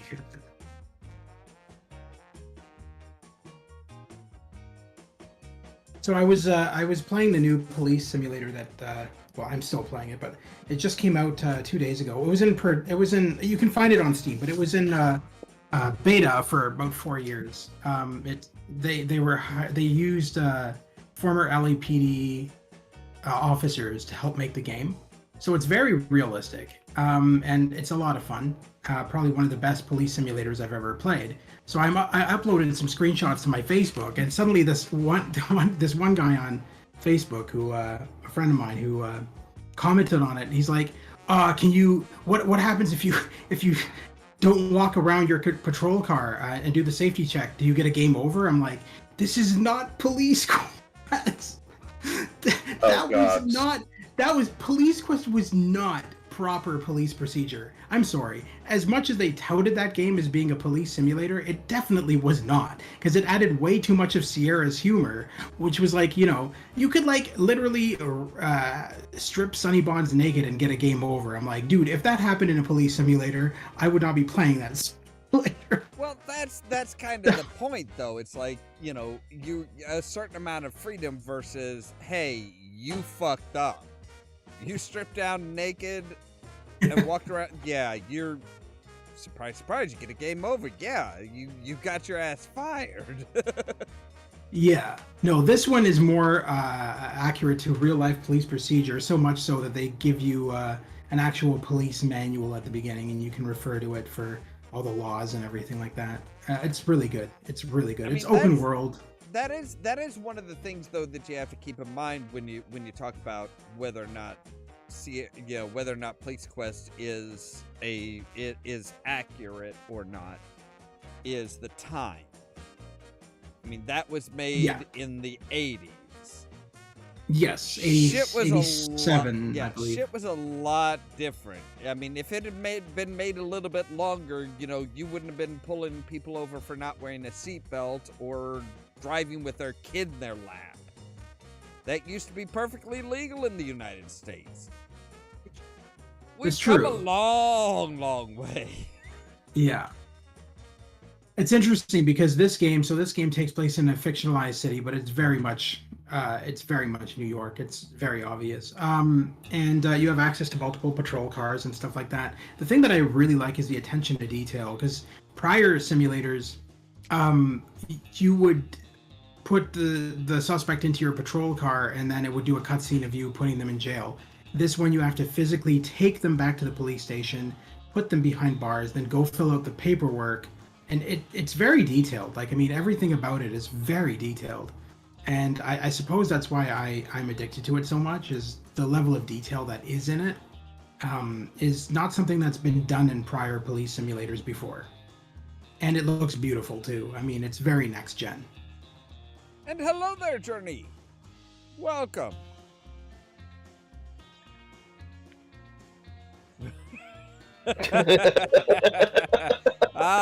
See, there we go. There's the there's a bit more realism for you. The Ultra US edition.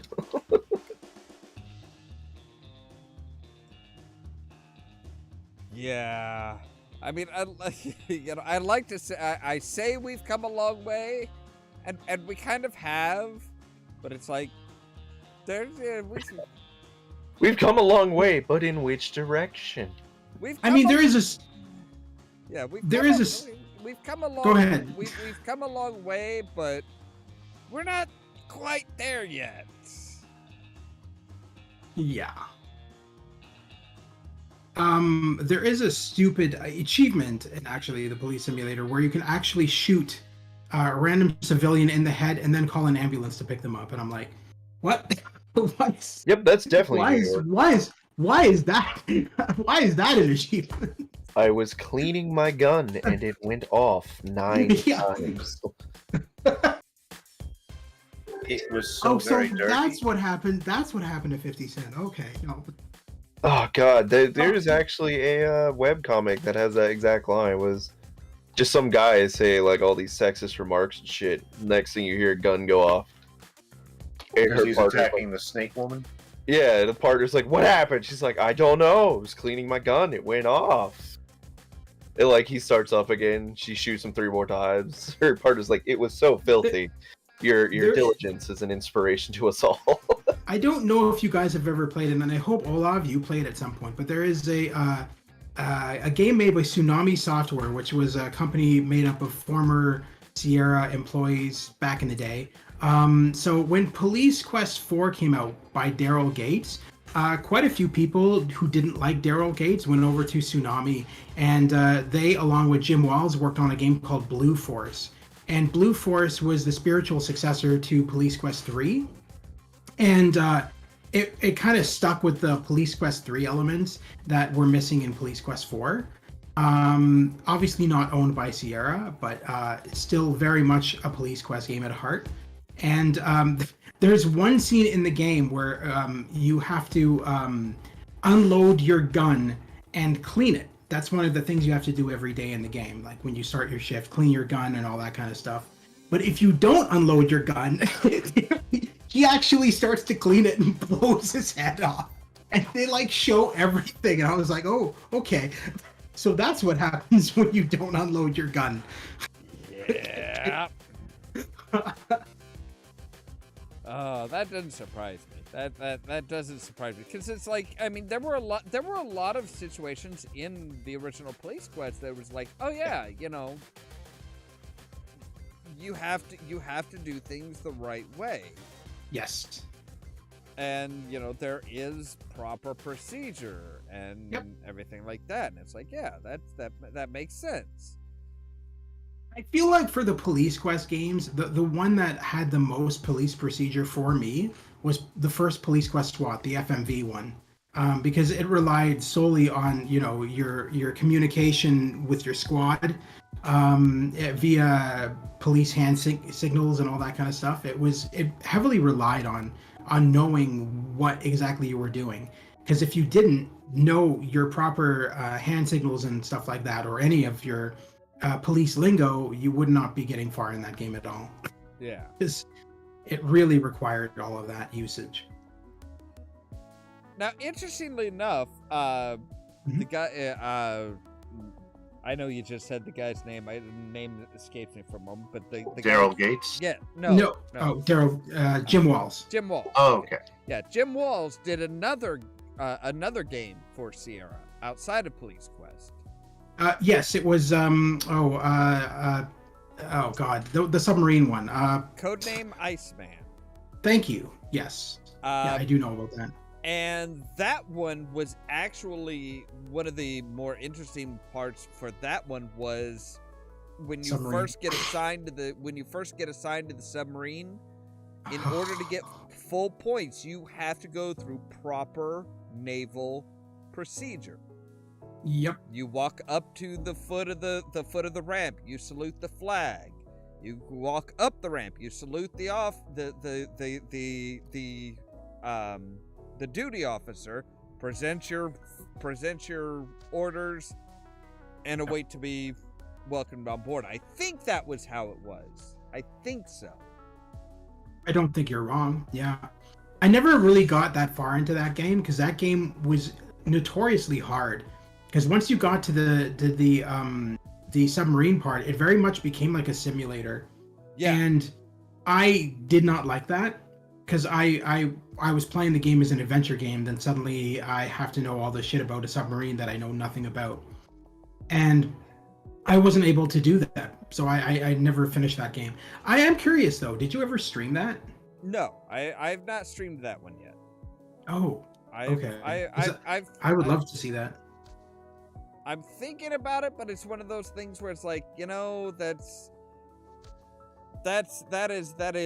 is a beast of a game. I will say that. Yeah. That is absolutely a beast of a game, because it is. I mean, it's not one of those, oh, well, you have to know everything in order to be able to do it, but it's like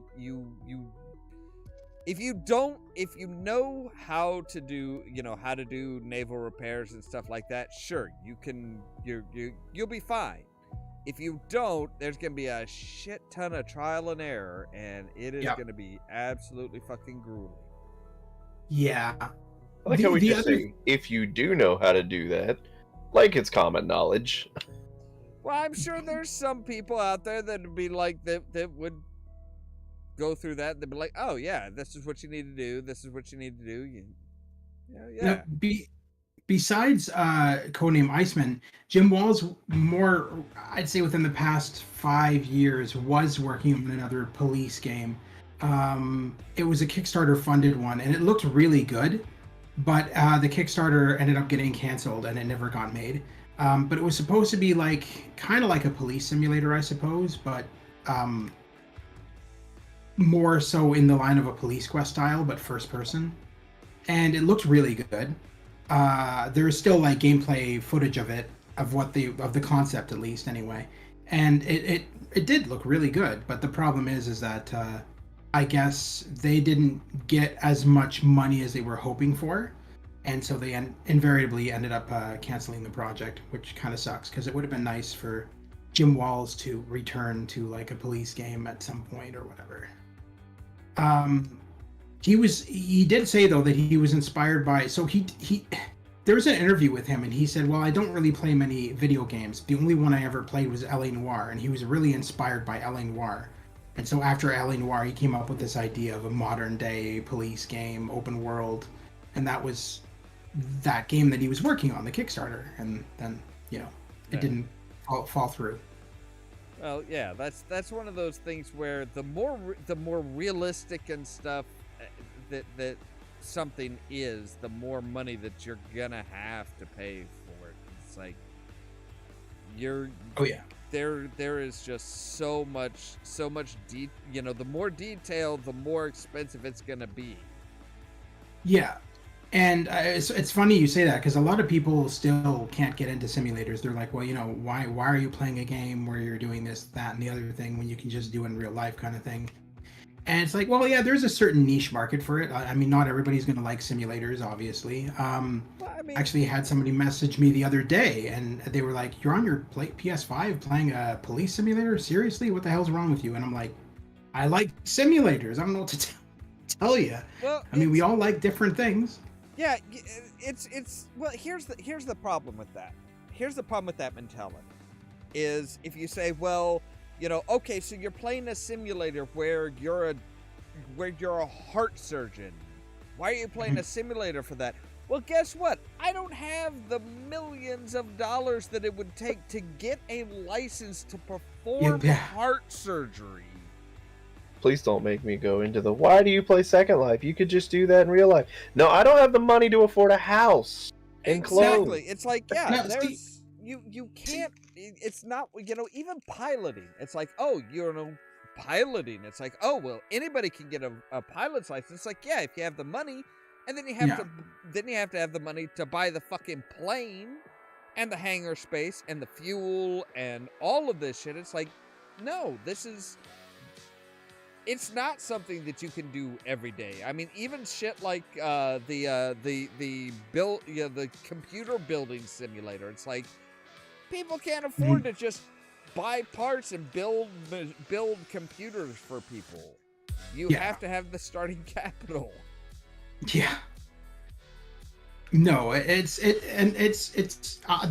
why I like them. They've become a lot more realistic nowadays. They're not like what they used to be, because now we have the tech involved. So they have very much become as close as you can get to, being on the job as that particular profession. Now, in terms of a heart simulator, I kind of disagree, because you can just get a job as a repo man, and no, I'm just joking. No, the GeneCo contract is pretty damn steep. We know this. When you said, oh well, when you were making the comment about being on the job, my brain went full British for a moment. Oh. Because on the job means you're having sex. Well, I mean, you know. It's like, Oh, wait a wow. second. No, I'm that's- like, wait, well, no. This goes back to the initial conversation I had about us being degenerates, I suppose. What do you mean initial conversation? That's just the acceptance. This is day to day on this channel.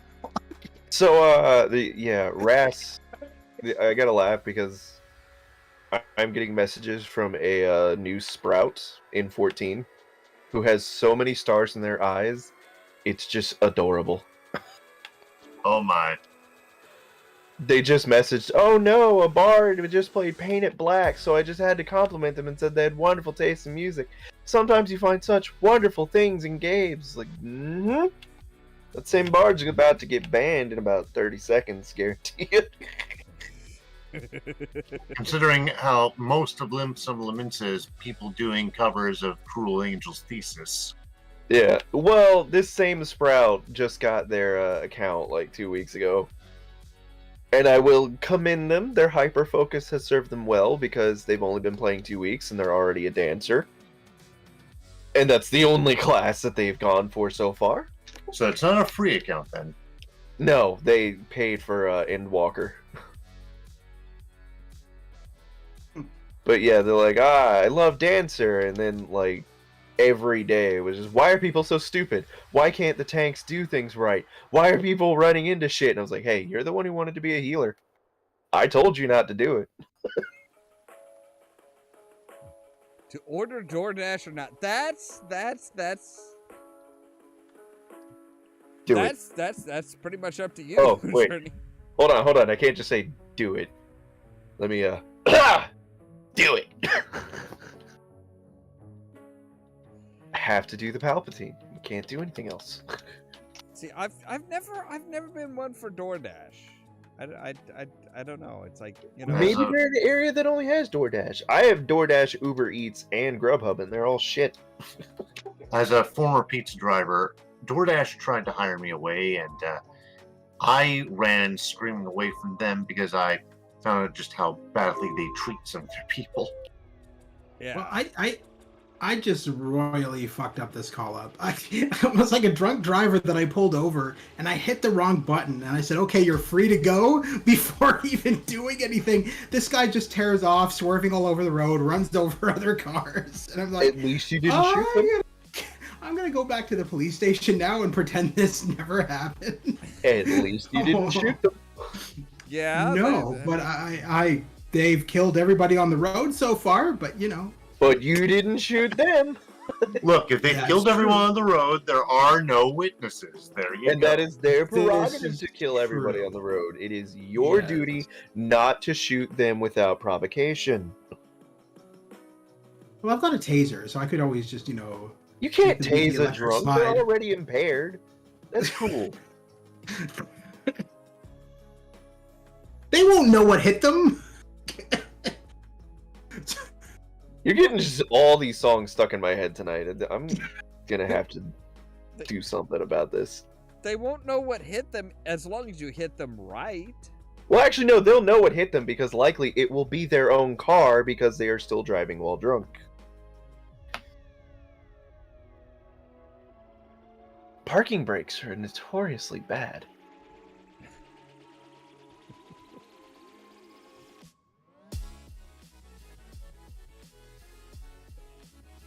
Now, I actually had somebody stop by the other day with I don't know if it was Uber Eats or DoorDash or what, but somebody apparently like really got the address wrong and was trying to deliver Chick-fil-A to my house. I'm like, nope, I guarantee you nobody in this house ordered Chick-fil-A. Just no. You didn't take it free food? No? And I was just joking. No, You would be surprised how many times I had to justify that shit while I was working for Yeah. Chick-fil-A. He realized his gross mistake pretty quickly, I think. And it was just like, yeah, it was. I'm just like, but I saw it come up on the door on the doorbell thing, and I'm just like, what the hell? That's a Chick-fil. Who the fuck what? And he just like put it down by the door and then walked off and just stopped and looked back and walked a couple of steps, looked back a second time, and it's like, look, if you're looking back a second time, pull out your phone, check the address, and realize you fucked up. Yeah. So I'm assuming he ended up grabbing it. Yeah. And realizing his mistake. Okay, Yeah, that's good. it was a few minutes later that he came back and it's like, and picked it up and just, like, looking around like, is anybody seeing me? Nobody's. Oh, okay. I'm just gonna grab You this. filthy It's like, heathen. How dare you reject the Lord's heavenly waffle fries? I don't fuck with Chick-fil-A. That's just nah. Having worked for Chick-fil-A and having grown up in the culture, it was hilarious when we had those people come in. They're like, I am so glad Chick-fil-A supports this. I was like, yeah, about that. 90% of the people who are serving you today are part of that lifestyle. You might want to shut the fuck up. Right? It's like, hey, yeah, you. Well, it's kind of like Hobby Lobby. I mean, oh yeah, we're a Christian company. We're deep in Christian values and blah blah blah blah blah. It's like, but we will full on hire Satanists. It's like, so you. Oh, I sat there and had fun with it one day because the crew was like, you really should just tell them who's serving them. I was like, if you guys want me to. So the next woman came in. She's like, yeah, I saw this guy on TV and Chick-fil-A was touting that they don't support this. I was like, yeah, okay, so I'm bi, that guy's gay, that one's trans, that was like, do you want to stop before you really dig yourself into something you don't want to get into? Yeah. Yeah, it's like, just shut up while you can. Get your fucking food and go home. I will never let LGBTQ hands touch my food. Well, too late. That's funny. Yeah, people are such bigots still. It's kind of funny. I mean, okay. Unfortunately, because of where I grew up, I was quite literally there when Chick-fil-A sauce was invented. So I got to meet that family. Most of the family are pretty chill. Just that particular guy doesn't know when to keep his mouth shut. And that's all that was. Okay. So I was like, Well, it's one of those. It's another one of those cases of, well, is it, how is the corporate structure? Is there just one person at the top that is like, oh hey, I essentially own the company, so yeah, fuck you type of thing. Kind of like Elon Musk. Well, theirs was always the whole family plays a part. It's just the brother and sister didn't want that big of a role, so they both stepped down to more minor admin roles. So they're still very high up. They're just not the face of the company. Yeah.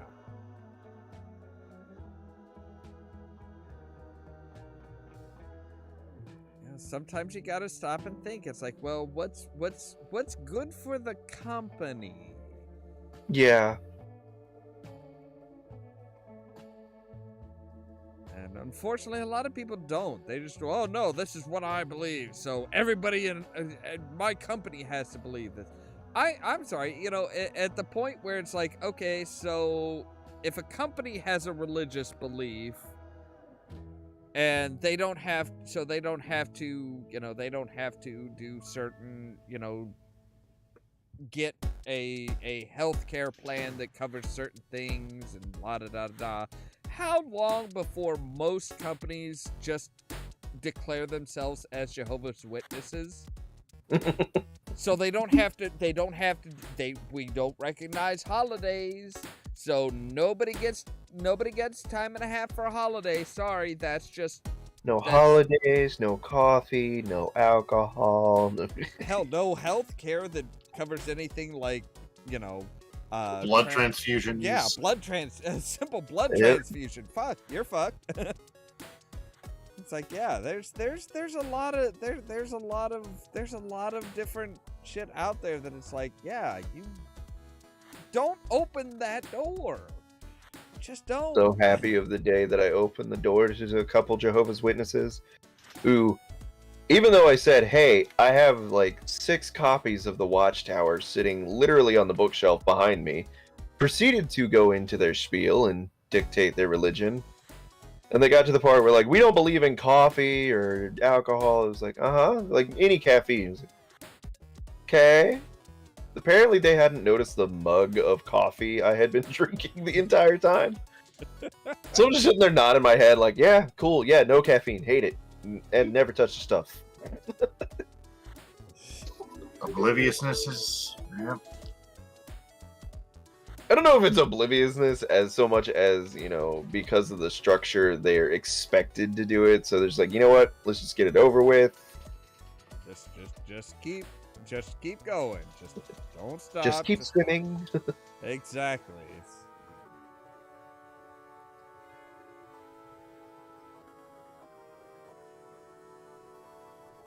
So your description said, did you get snow, Olaf?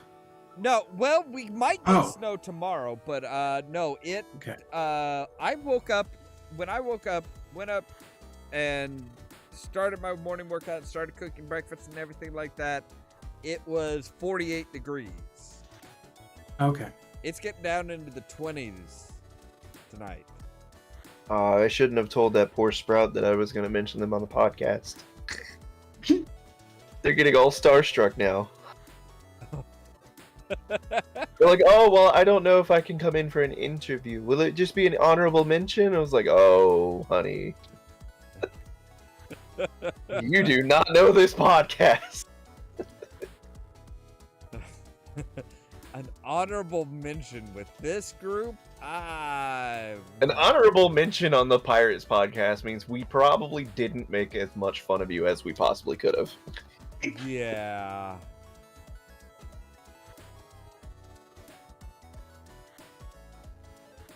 I mean, You know, I think that's probably what the my biggest problem with my job is right now, is that we are still working on the older generation's expectation of professionalism and business, and most of the people there now they hire younger people, so they're all my generation or younger, and we're just like, no, that's not how things work anymore, Skippy. Yeah. They're like, well, you can't be saying this. It's like, yeah, actually I can. In fact, I do often.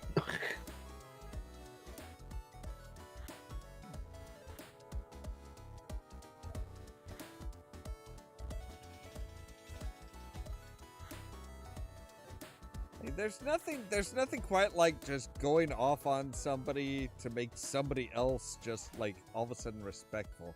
When I was working at Meijer, my boss was just, why aren't you doing this? You know, you need to do this and you need to do this right. And I'm like, okay, so you want me to do my job right, according to you? He's like, yes. I'm like, which job? Because I've done every single goddamn job in the department today.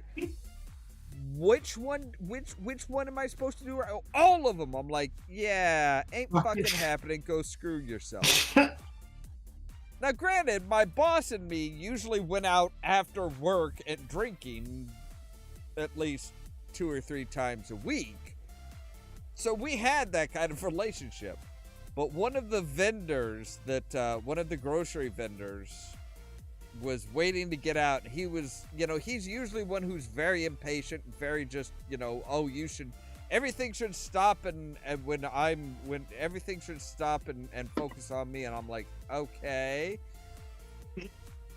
He was waiting to be let out of the store, out the grocery door. And I'm just like, now, if you excuse me, I've got yet another fucking job to do. And I turned to him like, what do you need? He's like, I just need to get out whenever you have a chance. No rush. Take your time. And one of the guys was like, wait, how did you get him to be calm? I'm like, I just, completely went off on our department manager. And it's just like, oh, wait, what? I'm like, it's all right. Where? So, if you don't mind me asking, where did you work, Olaf? Then. It was back in the receiving department at a chain store called Meijer here in the Midwest. Okay.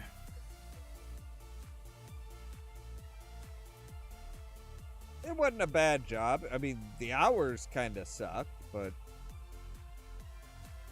Yeah, that store has been redone a lot lately. Yeah, not for the better.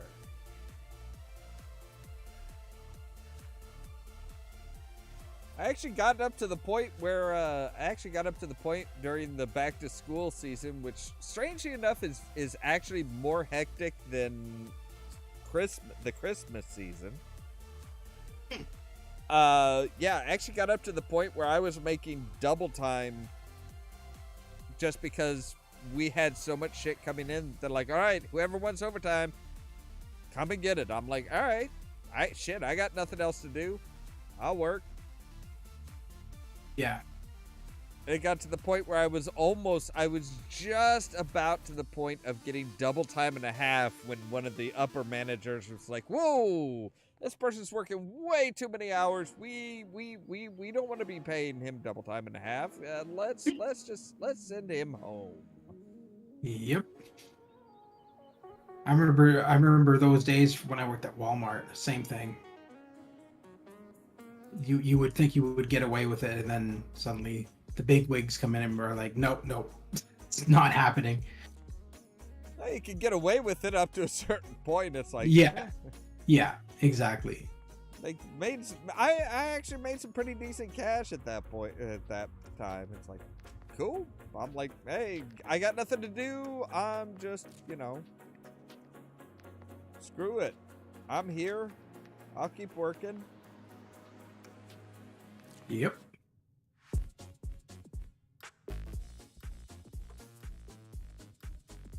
You know what I hate is that my boss is very much the school of, yeah, everything will work out. You just need to be positive. Like they'll come over and they'll ask me, it's like, how are you today? I'm like, I'm here. And like, that's not a good answer. It's like, well, that's what you're getting. That's not positivity. Like, well, I want to hear a fantastic. I was like, the day I come in and say, I am fantastic is the day you all should run scared. That's probably the day you're gonna die. That's pretty much it. Like, even this crew knows if I ever come in and I'm like, I'm fantastic, there's a reason. Not a good reason.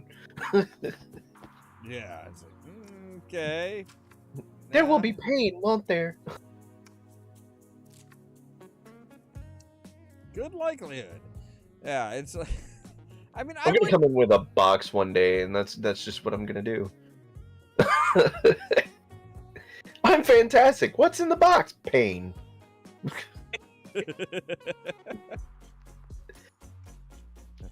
Wait, if you really want to scare them, what's in the box? You'll find out later. Just no, you don't even have to do that. Just do a good Dune reference.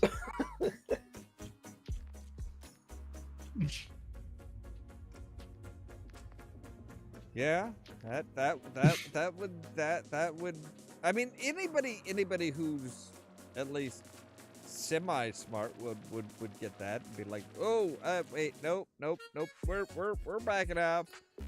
Granted, in jobs like that, it's, in jobs like that's the problem. It's like, finding somebody who gets the reference. Yeah. Well, I mean, they think I'm too young to know what the hell the 7 dirty words you can't say on Stevie are, so they ain't gonna get shit, I say. No one is that young.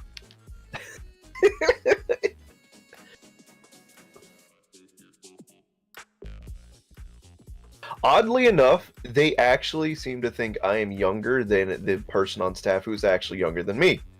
Because they'll say references in front of her all the time, and she's like, I'm too young for that. And they're like, you can't be too young for that. I was like, I get it. They're like, you're too young for that. What? That makes no sense at all. the hell? It's like you need to Here's roll it weird back. ass Like, fucking stuff. at this point, it's not even baby face. Just like, how the hell young do you all think I am, and why? Oh hell. Have you tried asking them? Yeah, I was like, How- how young do you think I am? And they're like, well, I think you're like in your early 20s. I was like, no. I had a manager when I worked at Walmart. I had a manager. He was the area manager, so he was part of the hiring process. He swore when I was 32, he swore he thought I was 21, same age as him. I'm like, no, I haven't been 21 for a long time. He's like, really? It's like, dude, you were part of the hiring process. I had to interview you. Very obviously saw my my application and stuff. You should. Yeah. It had my age on there. How the He must have bypassed that part. Yeah, it's like how are you this inept? Yeah. I still have people convinced or that I'm younger than I am. So I'm actually 41, but everybody seems to think I'm in my early 20s because they look at my like pictures of me, like recent pictures of me, and they go, no, you're not. You're lying. You're in your 20s. I'm like, well, I appreciate the compliment, but I'm not. From the It's voice, great I that would you say I can understand, but Yeah. Well, I mean, I also, I've had friends who have been in their like, I want to say late 20s, early 30s, and have gone gray, and I'm like, what the fuck? What the hell? And I'm like, I haven't even seen a single gray hair yet. I'm like, all right, well. I'm getting my gray in my beard, and that's the only reason I'm keeping it right now. There. See, for Halloween, I went as Lord Vetinari. Big surprise. Yeah. And it was what was weird was when I did up my hair, the whole 9 yards. Got it so that my hair, dyed my hair a very dark color. And most people are like, wow, did you do something? You look older. I'm like, what the fuck do you mean I look older? It's like, Oh my god. what? And I'm like, yeah, you look, I don't know. There's something about you. You look older. And it's like, how do I look older? I actually darkened my hair. I'm like, wait, you That's did? it. It's the Rogaine effect. Reverse Rogaine, I guess. I don't know. It's like I said. It was like I'm like, how do I look older by darkening my hair? That makes no sense. And then it's like, I don't know, but it's just, yeah, you look older. You You're look being younger. very polite, you know?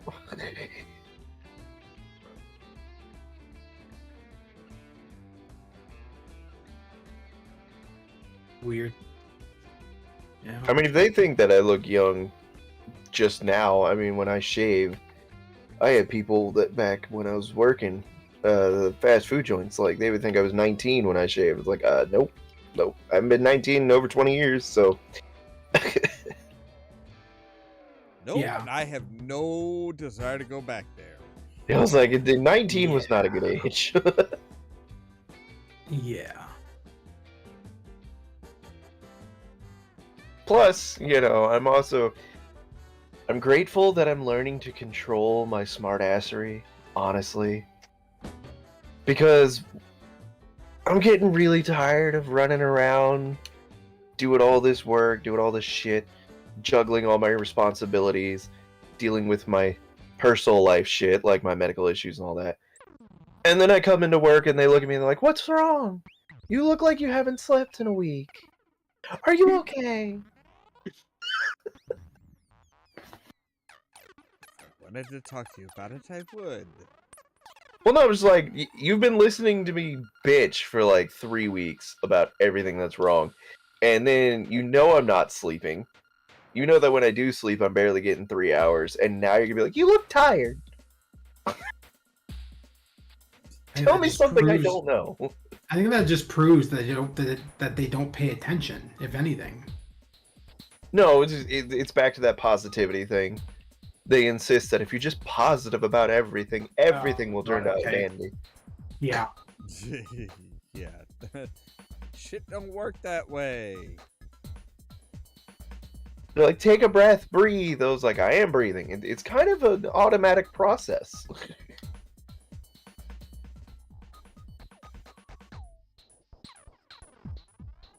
And that's what I hated about working at Walmart is they would have every morning. I don't know if they do it in the U.S. I'm assuming they do because Walmart started out in the U.S. But every morning you would go into work and they do the Walmart cheer with all of their employees and all this shit. And I'm just like, Jesus Christ, just let me fucking work, get my money, and go home. I don't want to stand around cheering before we open the store. I'm good, thanks. This is not kindergarten. Thankfully, I think by the time I started working there, they had stopped that. No, you're lucky. It's on. It's just it's a manager's choice. Yeah, I guess so. Yeah. See, Yeah, what that would make sense. pissed me off, and I'm pretty sure eventually got me fired from Walmart, was the fact that they decided that everybody had to had completely open availability. Yep. Even though you weren't necessarily, they weren't going to schedule you for, all these, any of these hours. You still had to be available for them. And it's like, my manager came up to me. He's like, well, it says here that, you need Sundays off. I'm like, yeah. It's like, why do you need Sundays off? It's like, because I go to my parents' place and have supper with them. I usually wind up doing the cooking that day. So it's like, I need that day off. He's like, well, that's not really good for the company. I'm like, then fuck the company. I think family's more important than your shitty ass company. Yeah, I'm like, I'm just like, I don't care. I really do not care. It's like, yeah. I'm gonna spend that time with my family. You don't corporate like it, too bad. is so shit. You have to make us look good. No, I don't. I feel like they're brainwashed because so I worked at Walmart for 4 years and I finally decided, you know what, I'm done with this shithole business. And I found another job, and so I left Walmart. I gave them my notice. I gave like a 2-day notice, which was more than sufficient. And when you leave Walmart, when you're not fired and you actually leave, they have another interview with you. But the interview is so stupid. It's like, you'll never. She said to me, you'll never find another job like Walmart with all the same benefits. I don't know why you're leaving. And I said, my response to her was literally, have you been outside your store? Have you actually physically walked outside your store? Because there's more business opportunities than just Walmart in this location. And that's when I ended up working at the Source, Canada's version of Circuit City, and which was a lot better than working at Walmart, obviously, because it was more up my alley. But it was like the stupidest, like exiting interview, they call it, the exiting interview, and I'm like, this is so unnecessary. Like, I mean, it's just you trying to brainwash me into staying, and it's not fucking working. So bye-bye. Like, I already have another job lined up. I'm not just gonna be like, oh well, I was going to go to you guys, but my manager called me into her office and brainwashed me into staying. Yeah, it's. I know you offered me more money, better hours, actual medical care, blah blah blah. But I'd rather stay. But these guys are offering me family. Right? It's so dumb. See, for me, it wound up being, oh, hey, so they instituted basically a new policy where you know, if any cardboard is left on the floor after your shift, you know, at the end of your shift, you get in trouble for it. Yeah, yeah, I remember that too. That's the kind of atmosphere that just makes everyone miserable at that point. The thing that I really hated, maybe this was not at all Walmart's, maybe this was just our manager, I'm not sure, but we would have customers return games that were not even open. They were still in the packaging, and they could easily go back out on the shelf. And our manager was saying, no, it's already been bought and used, even though it wasn't. So take it back into the back room and crush it in the crusher. And I'm like, wait a minute, this is a video game and it's still in packaging. It's like a PS4 game. It's still in packaging. You want me to crush it? Did I stutter? I'm like, okay, this is weird. I don't know if that's Walmart's practice or if that manager was just insane. I was about to ask, like, I've seen managers who are insanely paranoid and do the damnedest things because they are constantly afraid for their jobs. Yeah, I don't know. All I know is that, like, she was constantly wanting merchandise destroyed that was returned. So, like, it wouldn't matter what it was. Like, a customer could return it and say, hey, I got this for Christmas and I already have a copy of it. She would, like, be like, okay, to the crusher. I'm like, wouldn't it make more sense to put it back out on the shelf? It still has its fucking price tag on it. Yeah. You stupid bitch. Like, you know, I gave up using... Sorry, I gave up using Amazon a while back, but the last time I did, it was for a car battery. Now, the reason I say this is, when I tried to return the car battery, they said they couldn't take it first until I listed, hey, this doesn't have the specs that are on the website. And they said, oh, our bad, you're right. I said, well, how could I RMA this back to you? It has not been used. And they said, oh, you can keep it. We'll just refund you. I've had a few... And that is infinitely better than we're going to crush it. Yeah, I've had a few. Yeah. I've had a few companies do that are like, oh, hey, you know, like, they sent me, like... I ordered a shirt when a friend of mine started doing merch and stuff. I'm like, all right, yeah, I'll buy a shirt. Yeah. They sent me they just flat out sent me the wrong fucking shirt. I'm like, this has nothing to do with anything that they're like, oh, yeah, so we sent you the wrong shirt. We acknowledge that. We'll send you the right shirt. And yeah, go ahead and keep that shirt or donate it to, you know, a clothing store or something like that, a charity shop or something like that around your area, whatever. It's more, basically, it's more hassle than it's worth for them to ship it back. Yeah, no, and that's the way I've had things like that happen as well. But our particular Walmart didn't do any of that. It was just like, nope, didn't matter what it was. I mean, obviously, you're not gonna be crushing milk or something like that in the crusher. But then again, with our manager, you never know. Yeah, I was about to say, you'd be surprised. With our manager, it's like, this orange was returned. Okay, to the crusher. I'm like, no, I'm good. Like, yeah. We had so many weird customers though. We had some woman come in and ask to put milk on layaway, and I'm like, ma'am, our layaway, I don't know if you know how layaway works here, but our layaway is a cage. It's not a fridge. We don't just have a layaway fridge in the back that we can just put milk into. It's a fucking cage. If you come back in a week to get your milk is not going to be milk anymore. Who the fuck puts milk on layaway? Oh, you'd be surprised. Like, it's happened. Yeah, that is just the fuck is wrong with people out there? Like, yeah. I get it. If, you know, depending on the time of year, yeah, but, you know, you could probably just put the milk outside, and, well, actually, you probably wouldn't because it'd probably freeze, but, you know, we get the same shit here, and it's like, yeah, okay, but still, like, you can't afford a thing of milk for this. It was the specific person in general. She would always put random crap on layaway. Sometimes it was a stick of deodorant. Sometimes it was milk. And it's just like, oh my God, do you ever come here and shop, or you just come here and put everything on layaway? Like, I don't understand you, woman. Like, it's the weirdest. Right there, So- man. Some Yeah. weird ass people out there. There really is, yes.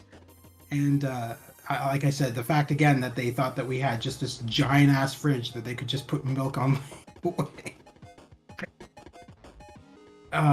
Man. It was funny, that's for sure. I always got weird customers no matter where I worked. When I worked at the Source, I had a guy ask if we sell solar-powered computers that he could just shove a tower computer out into the sunlight for several hours to have it charge. I'm like, what? What? I didn't even know how to respond to this person. I'm just like, That would be a good way to get geeks out into the sun. yes, and to fucking... What's it said here? Like, let me put my computer out in the sun. Oh, wait, now it's pouring rain. Yeah, that. That's why you get a clear tent. Shut up.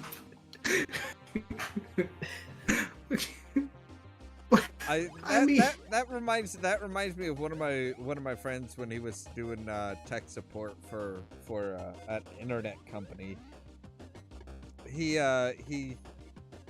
got this call about why the hell is my internet out? I don't blah blah blah blah blah. You guys promise constant service, you don't provide it. Why don't I have internet? Yeah. And he's, going through the troubleshooting techniques and everything like that. And all of a sudden he realizes he's hearing this beeping in the background. He's looking around his office. He's like, no, nothing here. It's like, okay. It's like, sir, is something beeping in your background? Yeah, that's the battery backup for my computer and stuff. It's like, wait, do you not have power? He's like, no, power went out about 30 minutes ago. Oh, wow. That's why you don't have internet. Basically, I asked him, said, sir, is your modem and stuff plugged into the battery backup? No. It's like, yeah, your modem doesn't have power because your power's out. It's like, well, that shouldn't matter. It's like, are you fucking kidding me? What the shit? Actually, I had to do a double take today when they finished setting up my office. Because they moved me to the pantry. It was fucking stupid. But yeah, we had IT come out and run new cables for the phone and modem and everything. And I swear to God, this guy looked me straight in the eye. He goes, all right, I connected you. All your cables are up. You got about 200 feet of cable. You should have tubes now. And I was like, fuck it. Did you just say the internet is a series of tubes? I flashed back to like 1994. A series of tubes. And the worst part is, like, my former boss is sitting there like, what? I don't get it. The IT guy's like, yes, the internet is a series of tubes, and they are now on your computer. I was like, oh god. What are we doing here? How is this guy even in that business? That's kind of disturbing. At that point, I'm afraid I'd be like, okay, so is this just like, I would want more information. Be like, are you doing a bit right now? Is this like? No, he was doing the bit. He was making the joke about it. I was like, oh dear God, that joke is so old. I thought he was being serious for a second. I was like, that's okay, the how were you problem. hired? That's the problem. It's like you kind of have to ask for clarification, because it's like there are some people that are just like that fucking crazy. Oh, I guarantee you that if he's making you have a series of tubes on your computer now, I could have easily just said the internet is for porn, and he probably would have run with it. Yeah.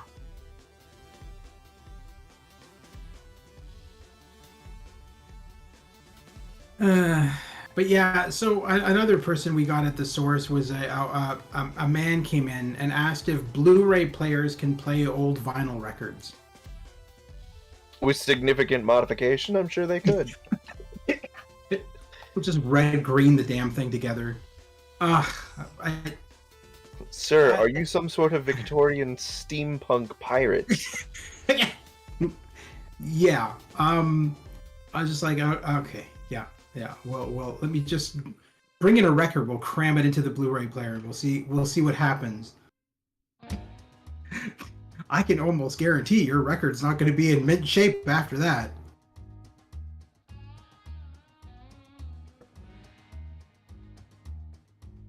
So what you're telling me, game, is that you used the ID engine for physics and not the Bethesda engine. Meaning now that my car is stuck on a curb, I can no longer use my car. You can't flip it over? Good to know. I know- No, I know because I tried the Borderlands method. I was like, all right, my car is stuck. I will punch it and provide physics for it to work. Nope. It is now clipped through the curb. First game, you're still playing Rage 2, right? Because in the first game, I'm pretty sure you can flip it over. You just go up to it and hit the square button on your controller. Or whatever the hell Well, it is. because it's not flipped, it's just stuck on a lip. So it's counting it as completely upright, but it's clipping through the lip. So it's like, that's oh, a great. pain. That's a pain in the ass. Luckily, I can summon it later on the map. It's going to cost me $10. Because apparently I got to Uber my own fucking car. I'm not gonna lie. This police simulator has its fair share of bugs because it's not a AAA title. But if your car gets stuck, you literally... They didn't even bother to, like, patch that part. They're just like, oh, well, if your car gets stuck on anything, just hit the start button to pause the game and go to reset car. They literally put in a reset car button. So it's like, well, if your car gets stuck, you just reset the car. It'll appear back on the map, and the problem solved. We need to make a game where it's like, if your car gets stuck, just go in and find your buddy Randy. Randy will get you unstuck. How's Randy gonna get me unstuck? You don't want to know. The one thing I have to commend about this game, though, is the fact that you can actually jump in another friend. So you can either play it single player, or you can literally invite a friend in, and they can play as your partner. And so you can, like, do police stuff together. And that is something I really like. But at the same time, that can cause a lot of hijinks. Because we did a lot of stupid shit. Yeah, I was gonna say, it's like that is not something that I Super would Troopers. I would not. Super Troopers. I don't think I would trust anybody here to be my partner.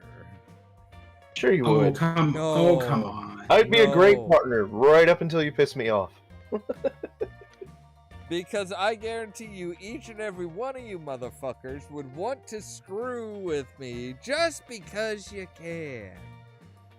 Olaf, Have you met me? Olaf, I only taser out of love.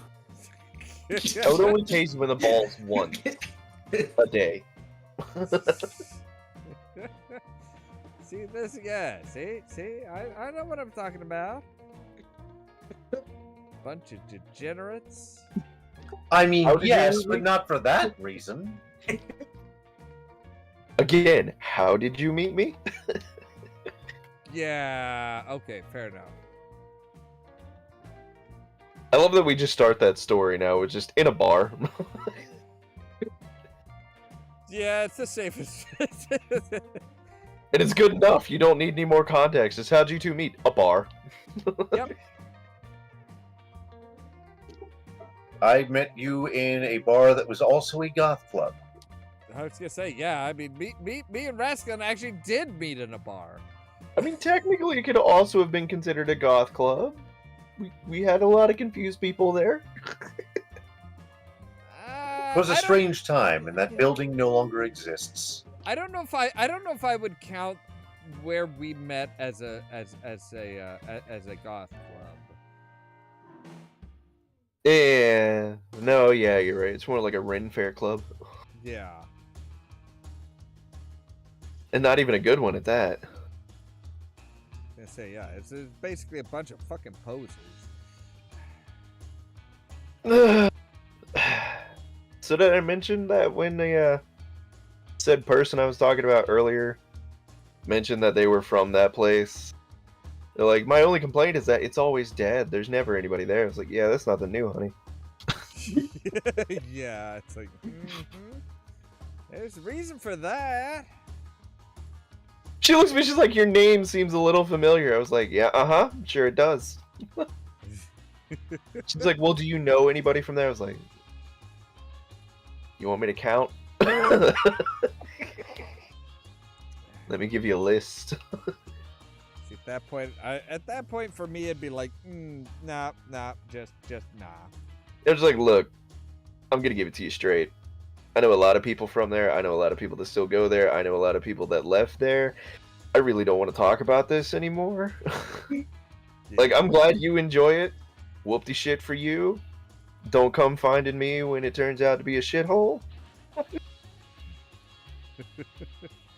The number of the staggering number of places and situations that I know like that are just, yeah, it's shocking, really.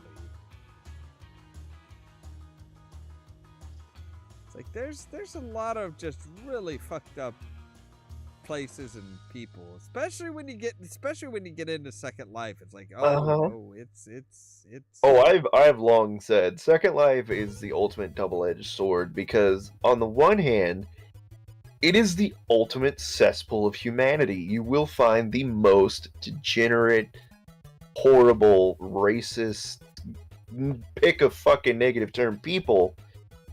But on the other hand, you also keep getting sucked right back in for some reason. Yep. I'm trying to remember when I last played. See, I would have to disagree with you on that. I would have to disagree with you on the getting sucked back in thing. Because it gets better over time. I'll give it that nowadays. But like, if you just quit because you get frustrated, you're almost always gonna come back. I feel like it depends on the person, because I think it depends on the reason you quit, honestly. That too. But I also feel like it depends on the person, because some people they'll quit for a little bit and then be like, oh, why did I quit? I want to go back in, whatever, for whatever reason. I know that I still use it on and off. Not as much as I used to, because I'm more so a console gamer, and I don't get me wrong, I still play a lot of PC games, but I'm still having problems with being able to stream on PC. So I stick to console for streaming, which is where I spend most of my time. So I don't really use Second Life as much as I used to, but I still hop on here and there. I use Second Life off and on, but when people are like, well, why don't you come back full time? Like, because go look at my age on my profile. Yeah. I've been there for 12 years. I've done damn near everything you can imagine, and I know exactly the kind of assholes that are in this world. I don't feel like dealing with that shit. No, there's a lot of drama for sure. That exists kind of everywhere nowadays. Like, even if you go into VR chat, it's the same shit. It's the same shit as Second Life. You're well, that's because they all came from Second Life. Yeah, probably, right? Yeah, like, that's... More than likely. That was literally what happened when VR chat came out, and I was on SL. As everyone was like, "Oh my god, now we can do all of our SL stuff in VR chat and actually be like, do it in person." I was like, "Oh great." Because I always wanted to have an argument with some of the most racist people I know in person. Yeah, that's one of the things with the fucking metaverse. It's like, oh hey, when fucking Zuckerberg was like, oh hey, guess what? We people have legs now. It's like, okay, you do realize that Second Life has always had legs, right? Like, yeah, he doesn't know anything about anything. There is there's a video that him and one of his lackeys did, and it was them advertising the future of the Meta Quest 2 VR and all that kind of stuff. And you could tell this video was so scripted. I think I linked it on your Discord once or twice, but it was so scripted. They were like saying like, "Oh, Mr. Zuckerberg, what's your favorite video game?" "Oh, I like The Walking Dead VR." It's like you don't even know how to fucking turn on the Quest 2. Admit it. You have no idea how that thing works. Yeah. Don't sit there and lie to us and say, "Oh, I love the Quest 2. These are my favorite games." He was saying that Beat Saber, he's a champion at Beat Saber. Zuckerberg. I'm like, I believe it. you don't even know how to turn on a fucking computer, my friend. I can guarantee you. You don't have to know how to turn it on when it's just a part of your system. Well, I was gonna say, you don't, I was gonna say you don't have to know how to turn it on when you pay somebody $100 an hour to do it for you. That's true. He doesn't even need to do that. He's a reptilian robot. He doesn't need to know nothing. It certainly seems like it, that's for sure. But the thing that bothered me was he could have at least made his responses somewhat believable. They were just so robotic. It was almost like he was reading from a teleprompter. Okay, but you're talking about like, the guy who literally thought it was going to slow down rumors and make things better if he released an article that talked about how he went to classes to learn how to perform human functions more believably. What? Yeah. What? He was like, maybe this will stop the rumors that I'm a reptilian or something, and everyone's like, bro. That just makes it worse. Like, I don't know how to respond to that. yeah, one guy didn't was even- like, bro, I'm on the spectrum, and even I wouldn't just be like, I took classes to learn how to human today.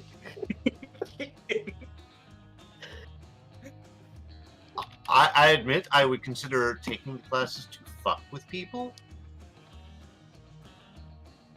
But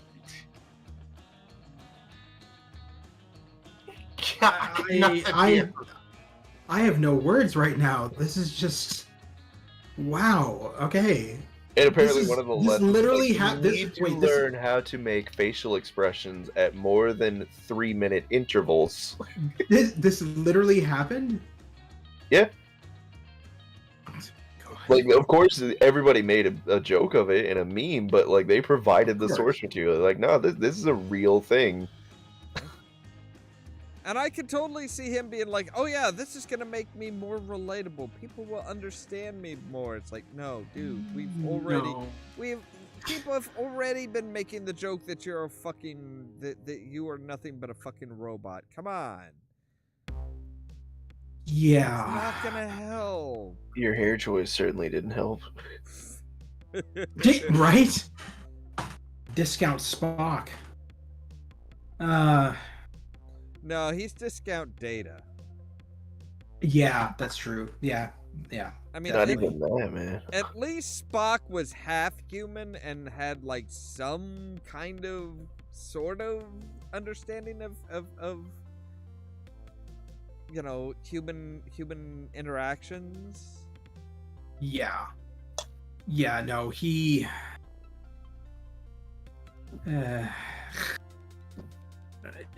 Oh my god! Just going back to that video is just so. Like the It's- fact that he thinks he's a gamer is just hilariously laughable. Well, he makes his company makes products that people game on. That counts, right? Yeah. At least in his mind. Yeah. I've been sitting here playing this game, like thinking it was so great that I could do it so well muted. Then I realized I never actually muted the game. The sound just crapped out like a half hour ago. Oh wow! Sounds like a great game. Well, it happens on Game Pass sometimes, just like everything will crap out. Oh, I'm you're like, playing.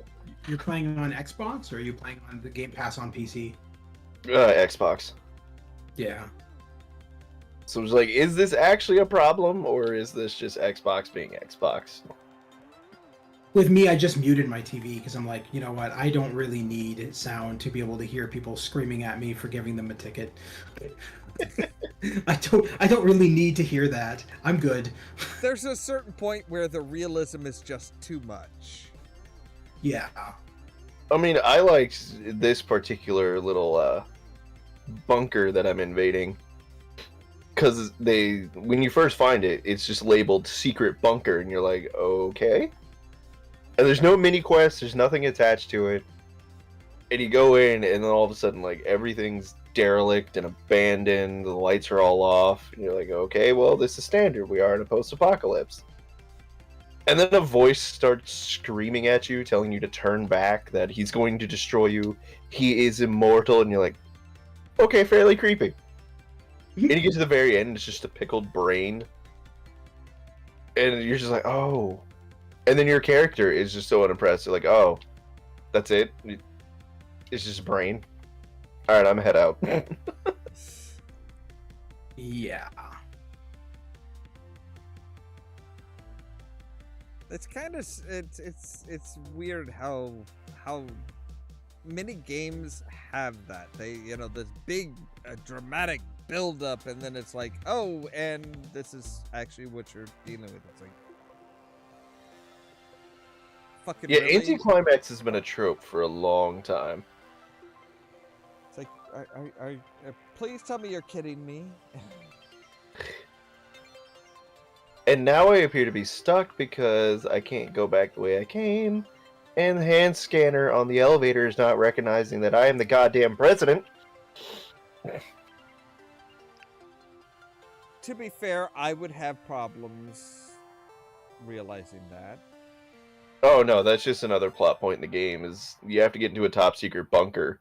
It's like, you don't have the clearance. It's like, so how do I get the clearance? And the crazy, morally ambiguous scientist that's helping you is like, oh yeah, don't worry, I took care of that. And then everything's like, hello, president! You're like, you made me the president of the United States?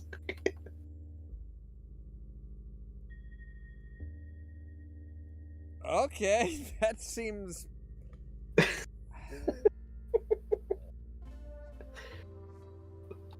problematic at best. I mean, I'm trying to think of a fair comparison. The only thing that I can think of is, the absurdity of Saints Row 4. Making the leader of the Saints the president. It's like, I just, I mean, I'm all for... Yeah, that... I'm all for, like, anybody can be what they want, but it's like, did he even want that? Yeah, that entire opening felt so forced, and I think the only thing that made it laughable was if you chose Nolan North for the voice of your saint for that game, because Nolan North had extra lines for his dialogue, where he says something about another voice actor. He makes fun of another voice actor. In character, saying, "Oh, how come this voice actor has more lines than me?" and stuff like that. It's really funny, but I mean, that was the best part about that opening of Saints Row 4 was if you played as Nolan North, Nolan North's voice actor, Nolan North's voice. In that opening, it was just a lot funnier. The dialogue. I could see that, yeah. Yeah. Oh yeah. I mean, it made sense in this game because, again, this is post-apocalypse. There is no such thing as America anymore. So there's like, yeah, don't worry, I gave you security clearance. They're like, how? And it's like, you can change your gender. So of course it's like Mr. Madam President. Your character's like, you made me the president of the United States. It's like, figured the country didn't exist anymore, but it is still the highest security setting for some reason. I just realized how many games are set in a post-apocalyptic America or universe. Like, it's crazy. We have more of those than we do of movies. When you think about it. Do you really want to see something set in post-apocalyptic Canada? I'm living in post-apocalyptic Canada. I was about to say, would anything change? No. Less maple syrup. It's like post-apocalyptic I wish Canada. Sin Someone was here still goes now. out. It's like, hey, buddy. I wish Sin was here now, because he would say the perfect freaking thing. But yeah, no, it's true. I'm like, oftentimes when I hear that there's, oh yeah, this game takes place in Canada, I'm like, What? Why? What? Could you not come up with an idea in the U.S.? Is that what happened? You're like, yeah, let's just do Canada. It's so funny how many movies and stuff have used Canada to double as New York or Chicago or what have you. Because it's cheaper to film here. Oh yeah, but it's just great because there are still kids who think that that's what New York looks like. I'm like, trust me, not what New York looks like. That's Vancouver. They're like, how do you know? New York does not have that tower. My favorite was Short Circuit 2, which tried to hit it off that it was like, no, this is New York City. Really? There's the CN Tower. There's the Sky Dome. Wow. Did we teleport them over to you guys? I'm confused. I was like, I didn't know you could see the CN Tower. We just ship them for New York, but yeah, we can. Yeah. It's like that mysterious anomaly in France where no matter where you are, you can always see the Eiffel Tower. Oh, yeah. Even from fucking Versailles.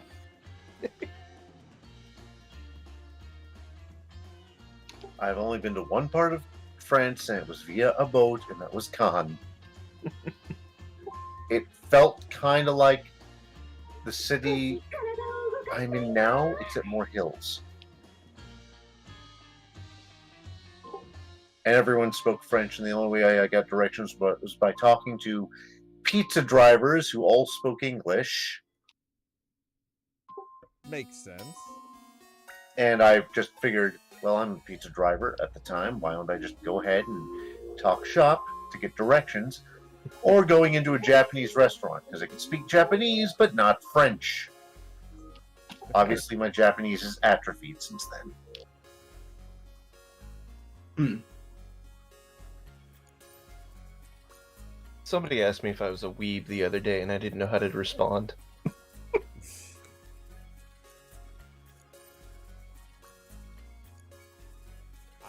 I you know, that's one of those questions. It's like, what is the appropriate response? You know what they were looking for? There's like, yeah, are you a weeb? Because, like, I am. And I was like, yeah, but you're the new generation. Like, I'm so old enough that word has connotations, my friends. Yeah. I have to say, yeah, it's like, well, are you? Because I am. It's like, yeah, if you're excited about admitting it, I think the answer is generally just no. Sorry, no. I broke it down to one guy one day. He's like, I don't understand. Why is weeb such a bad term? I was like, okay. So now we're getting into thesaurus mode. Like, so what do you think weeb actually means? He's like, well, it's just a 4-letter word. I was like, so first of all, you don't even know that it's a contraction. Congrats.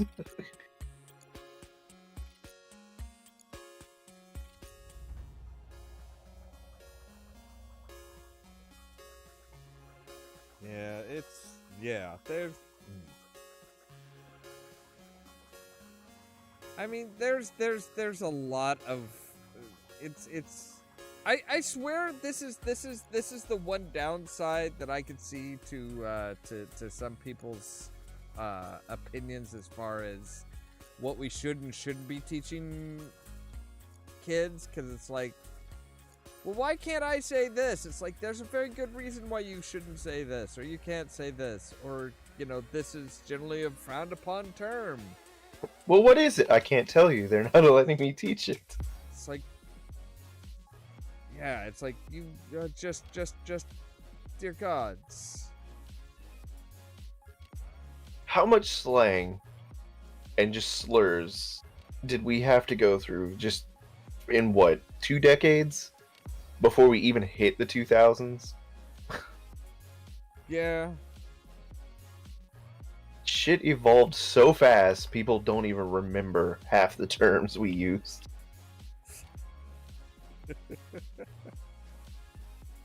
It does make for great dating when people use that, and they're just like, holy shit. I haven't heard that since 1996. I haven't heard that since 1996, and there's a good goddamn reason for it. Yeah. It's like, oh, yeah, I remember those days. Let's not go back. It's like, so it's like, well, when's the last time you heard it in 1996? Well, because the last time anybody said it, the next thing that happened was they got shoved into a locker and then got the shit kicked out of them for the next 3 days. So let's maybe not use that word again. How about that? But it's just a word. Had to have that talk a few days ago. Someone was using one of those words. I don't think I got them to stop. People will be stupid. Yeah, wait till somebody kicks the shit out of them. They'll figure it out. Sometimes I don't know if I should go with like the Greg Proops. Yeah, well, words can hurt. Or the 10 Things I Hate About You, and hell is just a sauna.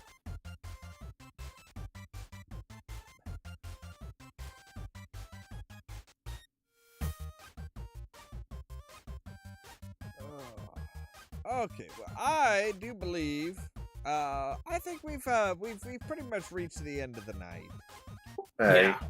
Yeah, agreed. Everybody seems to kind of be winding down and just being like, yeah. I was actually winding up. I was exhausted before I came on. You guys were helping me just relax. That we've also been going for about 2 hours and 50 minutes at this point. So it's is that it? That's chump change. Yeah, compared to our usual. Yeah. Well, It really is. That's where I try to wrap it up, just because that just feels like the right place to end. Sounds good. Anyway, you guys want to say goodnight? Yeah, absolutely. You guys have a wonderful night and a wonderful rest of your weekend, and I'll see you guys next Friday. I'm not going to be anywhere near that enthusiastic. Good night. Good night, all. Maybe a few of you will tune into my show tomorrow night. All right. Well, as always, thank you guys very much for watching. If you liked the video, don't forget to hit the like button. If you're new here, don't forget to press the subscribe button. And if you want to be kept up to date of when we go live and stuff like that, make sure to ring the bell. YouTube might actually notify you when we go live. You can also check out the social media links down below, the Facebook page and the Twitter account, which also might actually notify you of when we go live and stuff like that. If you want to make sure to be notified of when we go live, check out the permanent invite for the Discord server down below, where I make sure to post when we go live and everything like that. And that one is very, very reliable. All of that so that you guys can stay tuned for more from Ollamh Productions. Cheerio!